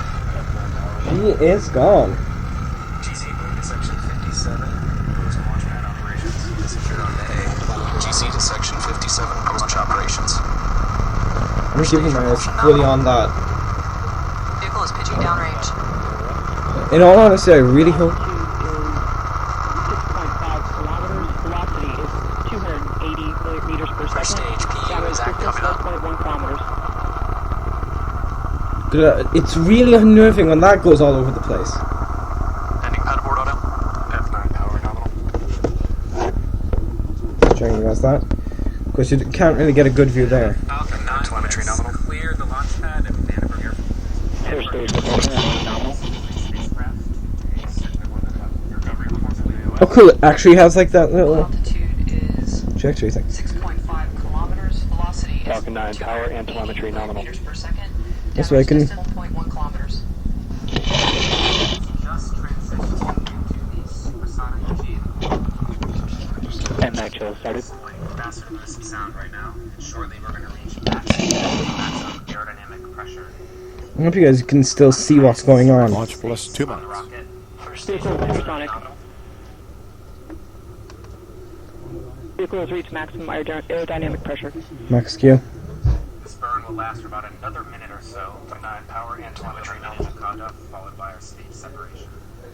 Keeping my eyes on that because I'm pretty sure it will show up like just read the Vehicle's on a instruction nominal there. trajectory. Orange. And night chill started. Altitude 55 kilometers. Velocity 1.5. Reverse that. 1.5 kilometers per second. You can see the vehicle supersonic. Stage sub. Yeah, I mean, Separation confirmed. Stage okay. setup. Stage sep. Okay, stage sep has just been confirmed. MVAC ignition confirmed. MVAC ignition confirmed. And then we have second stage. Stage 1 flip began. I'm wondering if SpaceX will have like a better video. Flight calls coming from the SpaceX Launch and Landing Control Center, which I do, on North Vandenberg Air Force Base. Okay, there you go. Nico, state set. Separation confirmed. Engine ignition is off. Applause here in the Mission Director Center. As you can see in the screen right now, the MVAC engine has started up on the second stage and it's on its way to our parking orbit before we hit the roller. So two views that you have on your camera there, the one that you see right now, or just have there, that's our infrared camera. That'll show shades of gray to display where the thermal version is across the bell of the second. That's the fairing, so we're approaching fairing SEP. Vehicle continues on nominal trajectory, 139 kilometers altitude. Fairing SEP. 1,800 meters per second velocity, and downrange distance 154 kilometers. LRP has control over any of the Okay, nothing much is going to be visible on SpaceX. Back to the orbital dynamics for today. So the polar orbit that we're trying to achieve today is actually pretty important. So normally when we launch geosynchronous or low Earth orbit missions to the International Space Station, we're usually taking a Falcon 9 power and telemetry nominal. Thank you. So typically we're going around the Earth in this direction. However, for a science mission like Jason 3, polar orbits Stage 1 boost back has started up. The opposite direction of the Earth, so you pass both the north and south poles. This is really important for science missions. Just like Jason 3. So like we said before, it's going to be measuring global sea levels, and it'll be doing this once every 9 days. So that snapshot that we get of planet Earth as it goes from north to south pole is really important and perfect for the job that Jason 3 has to do. We have good data at Vandenberg all the way through with the second stage ignition, and also at the Navy San Nicolas Island track west coast. The boost back burn has begun. The coast of Los Angeles. Or it's going to come soon. That is the second stage as it is taking Jason 3 to polar orbit. So in just a few minutes here, as soon as we get confirmation that the first stage is coming back towards the drone ship, we'll be looking at the second stage one final time and then taking a 45-minute break for the second burn and satellite deployment. Yeah, exactly. So just to recap everything that's happened, we had successful stage separation. We're waiting for the first stage booster to come back. We're going to be testing out landing on our autonomous spaceport drone ship, although, like John said earlier, we're experiencing some pretty heavy waves out there. Vehicle altitude is 200 kilometers, velocity 177, cancel that, velocity 194 meters per second, downrange distance 400 kilometers. Be sure to keep following along.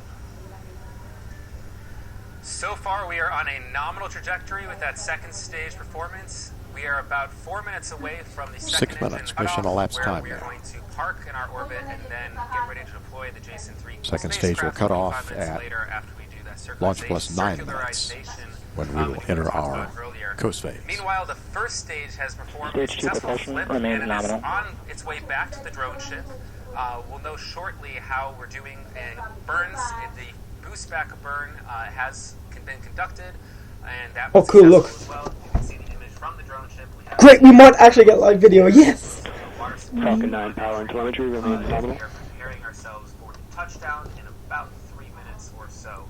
So at the moment, everything is proceeding. Please, NASA, don't be douches and actually broadcast. Kilometers, velocity is 3,700 meters per second, downrange distance 590 kilometers. Hold on. So let's talk a little bit more about the systems that take the first stage back down towards the autonomous spaceport drone ship. Like John was saying, actually several different burns that are happening. Stage 1 engine burn has started. Stage 1 engine burn started. So the first one we've already done, like John said, we've actually flipped the booster around and we're bringing it back Oh, no, into no, the no. right place, No, lining no, it up no. with the drone ship. Stage 2 propulsion remains nominal. Yeah.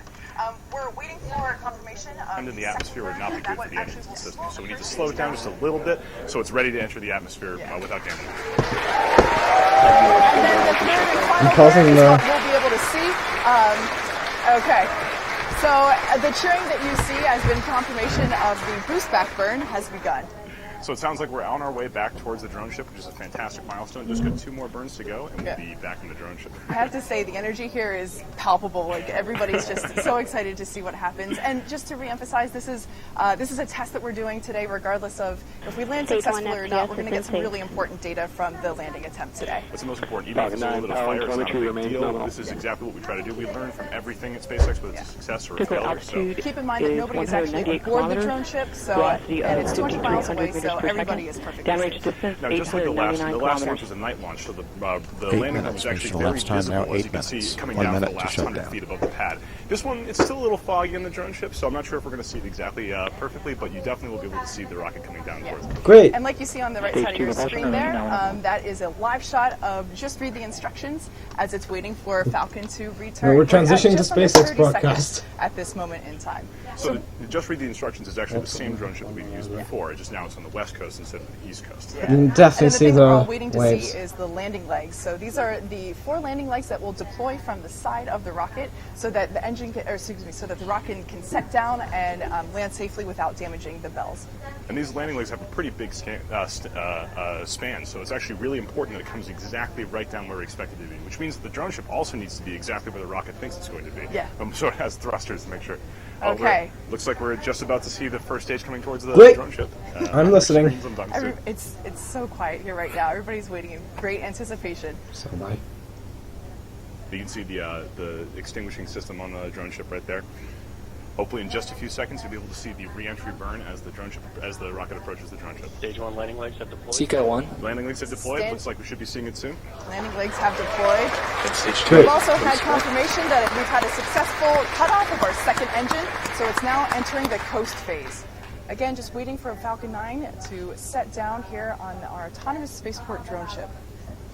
Looks like we might have a little bit of a problem with the video. This is 200 miles away. There's no Wi-Fi, unfortunately.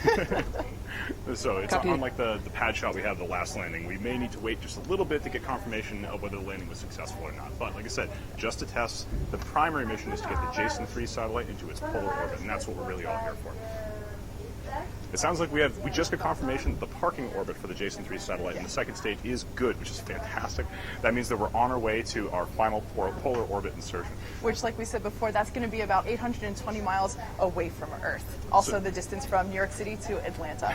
So, like we said earlier, we actually have a 45-minute coast period between the second stage's first burn and second burn. Now, during this 45-minute coast period, we're not going to be here with you. We're going to be showing you a graphic that displays telemetry from the rocket, so you can see exactly what the second stage is doing. And after the 45-minute window, we'll come back and guide you through the final burn, and then also through the spacecraft separation. Right, so these are still really important milestones. So we do hope you stay with us to watch as we have the final confirmation of payload deployment. And we don't have any information right now about the drone ship and the status of the first stage, but hopefully we'll get some of that really soon. We lost satellite signal to the connection in the drone ship, but this is pretty normal during rough seas. The satellite link, it needs precise pointing, so it's not necessarily a bad thing. As soon as we have some information on that, we'll bring it to you, and hopefully it's a good land. Unfortunately, just one of those days. We don't always have perfect weather here in Southern California. However, we're dealing with it as we can. I'm staying here until So now, once we go through we're about to sign off briefly for our 45-minute coast period, but we will be back. Don't go anywhere. As soon as that 45-minute coast is over, we'll be back right before the second burn, and then for the satellite separation. Be sure to follow the animation, and we'll see you soon. Alright then. Let's see over here.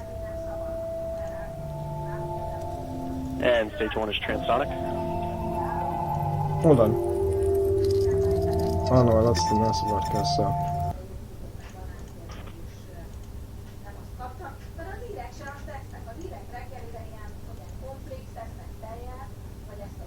Yeah, there's Elon.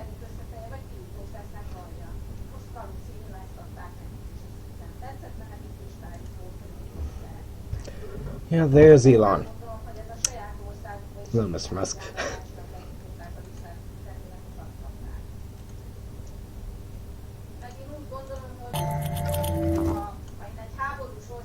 Well, let's see. Well, that's moving along.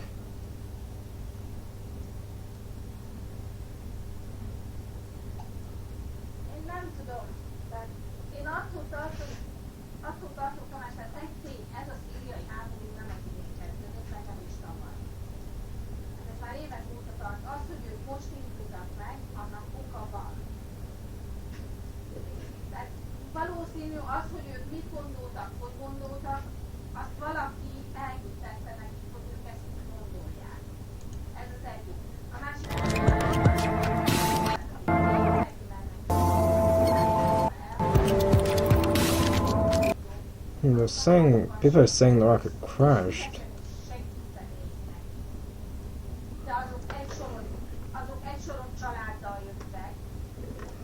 I'm wondering this as well. Did it crash or what the bloody hell is that now? Oops.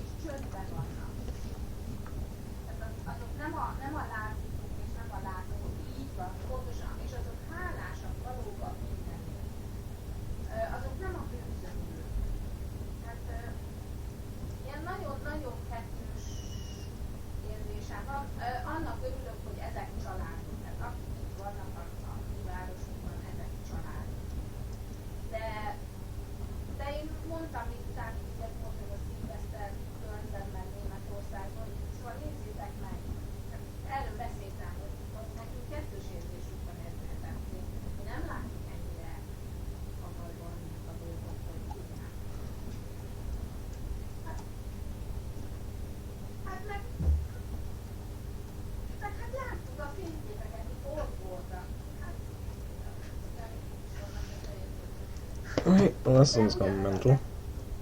Let's go back to SpaceX.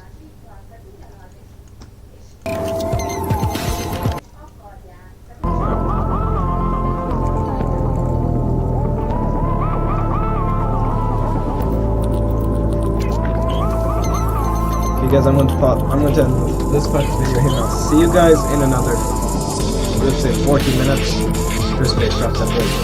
See you then. Hey guys, I would just like to inform you we still have no news on the first stage. Okay guys, you might get a bit of an update about the... Just 25... There we go. About the landing.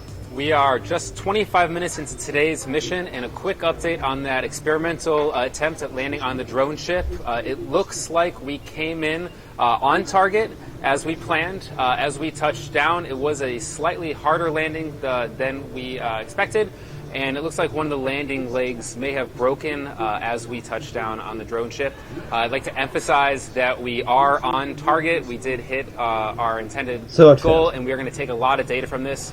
Engineers are still downloading the data from the drone ship at this moment, and we will have some footage potentially to show you guys later in a few hours once we get back some aircraft footage as well as some other remote cameras exactly how today's performance went.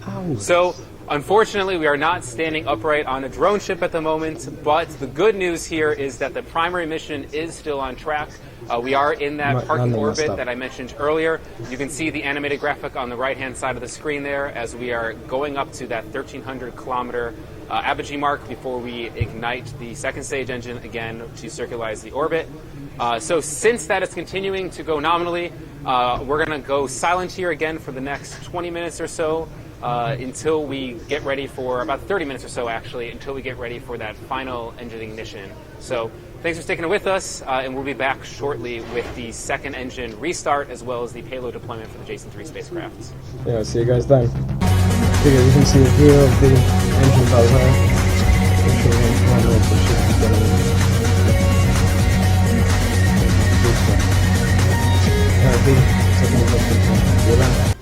Okay guys, I'm pretty sure the SpaceX has just come back.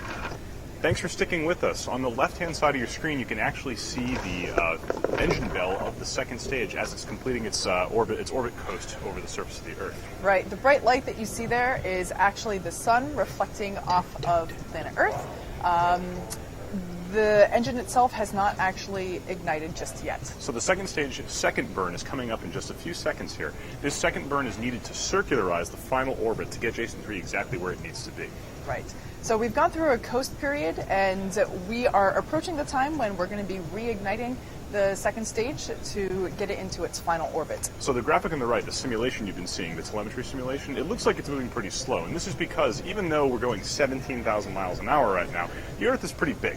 And the orbital period for most low Earth orbit, like this orbit we're going to today, is about 90 minutes. So taking a full 90 minutes to circle around the entire Earth makes for a pretty slow-moving simulation experience. But it is actually going very fast right now, and we're about to give it another extra kick to get in exactly the orbit we want to get to. So in just a few minutes here, we're going to be igniting a second stage, and then right after the second stage, second ignition, we'll be blasting that Jason 3 satellite off of the second stage for a full, hopefully successful deployment. and that deployment signals the success of the mission. We're all crossing our fingers, hoping everything goes well for this last maneuver. And for those of you that have perhaps just joining us right now, we did have a successful separation of our 2 stages. However, at this point, we lost video feed of our drone ship, so we haven't actually had visual confirmation of the status on that at the moment. Remember, the drone ship is in the middle of the ocean with a lot of waves, a lot of sea, and the satellite link needs to be pointed directly at the satellite, so it is pretty tough to get a good connection, but hopefully we'll get some good data off of it. We do have, our engineers will take a look at everything, and honestly, you try to make an omelet, you have to break a few eggs. This type of failure is not a huge big a deal. It's the main mission is getting the Jason 3 satellite into the correct orbit. Right, and just to reiterate, there was nobody aboard the drone ship, so even if it did end in a Really big, beautiful ball of fire, it's okay, and it's 200 miles away from us, so everybody was perfectly safe for this experiment. So we will have more information for you coming up soon, hopefully. But for now, we're just going to hope that the second stage, second burn goes well, and we can get this satellite into its final orbit so we can start doing some great stuff. Exactly. So let's talk a little bit more about the orbital dynamics of what we just Mission, got some cheering here going on in the background. It looks like we might. It looks like we have confirmation of the second stage ignition, second ignition. This is great news. It's going to burn for about 20 seconds. I don't think we have reliable video for it right now, but it is burning right now. We have good telemetry from the second stage. This is fantastic news. And we've just lost signal again, we're being told, unfortunately. God damn it. This is tough, especially whenever you're trying to show video from space. So we apologize for that, but I'm sure that we're working through this. So as the satellite, as the spacecraft, the second stage and the spacecraft attached to it goes around the globe, it comes within range of different tracking stations. Oh, and it sounds we just have confirmation of being in a good orbit. So the second stage, second burn was successful. That's great news. Awesome. We're just waiting for the final confirmation of satellite deployment. And that sounds, everyone here is very excited. That means we're getting close to a fully successful mission. Yeah. Well, like we said before, the majority of our SpaceX family is actually at Vandenberg Air Force Base, and that's the launch pad that we launched from today. So that's why you can see our crowd is maybe not as large as it was for our last launch just a month ago. However, we all want to see a rocket launch in person, so. Yeah, there's nothing like seeing a rocket launch right there at the pad. The sound is incredible. Exactly. So right now we're just waiting for a final confirmation that the satellite payload has been deployed successfully. As soon as we get that confirmation, that means we're in a great spot. It means we've successfully completed today's mission. Yeah. So keep watching this telemetry camera on your screen right here. This is accurate. It's moving kind of slowly, but this is the actual trajectory of the spacecraft. As we get telemetry from the rocket, we can see it on the screen right there. And we just had confirmation of a successful payload deployment. Great. So we can say that today's mission has been a success. This is fantastic news for everyone here. This is exactly what we go for. We want to get those. We're trying to deliver the customer payloads right to the specific orbit. This is fantastic. As our co-host mentioned earlier, this has been a labor of love, and we're so excited to say that Jason 3 has been successfully deployed. And glad to hear that the final launch of this configuration, the Falcon 9, was successful, just like the first one from Vandenberg back in 2013. So. And on that note, we're actually going to send it back to Brian, who is currently live at Vandenberg Air Force Base. Thanks so much for watching us. Al, it was a wonderful experience watching the rocket launch live from Cabrillo High School, just outside of Vandenberg Air Force Base. What happened here today? We didn't quite read all of the instructions in the attempted landing on the drone ship, but again, landing back at the landing zone and landing on the drone ship are two crucial enablers for the next stage of recovery of boosters. So those were great data points that will be essential as we move forward and attempt again. However, it must be reminded that that is the secondary objective. The most primary mission for today was the deployment of Jason 3 into low Earth orbit. It is currently up there, healthy, in the right position, and providing extremely high resolution data about the surface of the ocean's height. This is crucial for climate change and many other factors that this entire planet is concerned with. At this point, we're going to close out our coverage. I'd like to thank our co-hosts. I'd like to thank our customer. I'd like to thank NASA, the range, and you, the viewer, for participating with us. Our next mission will be SES-9. So until we see you next time, I'd encourage you to look forward and to look up, for the stars look very different today. There are Boo reference there. Yes. That was Jason 3 mission. I'm back to 25. Goodbye.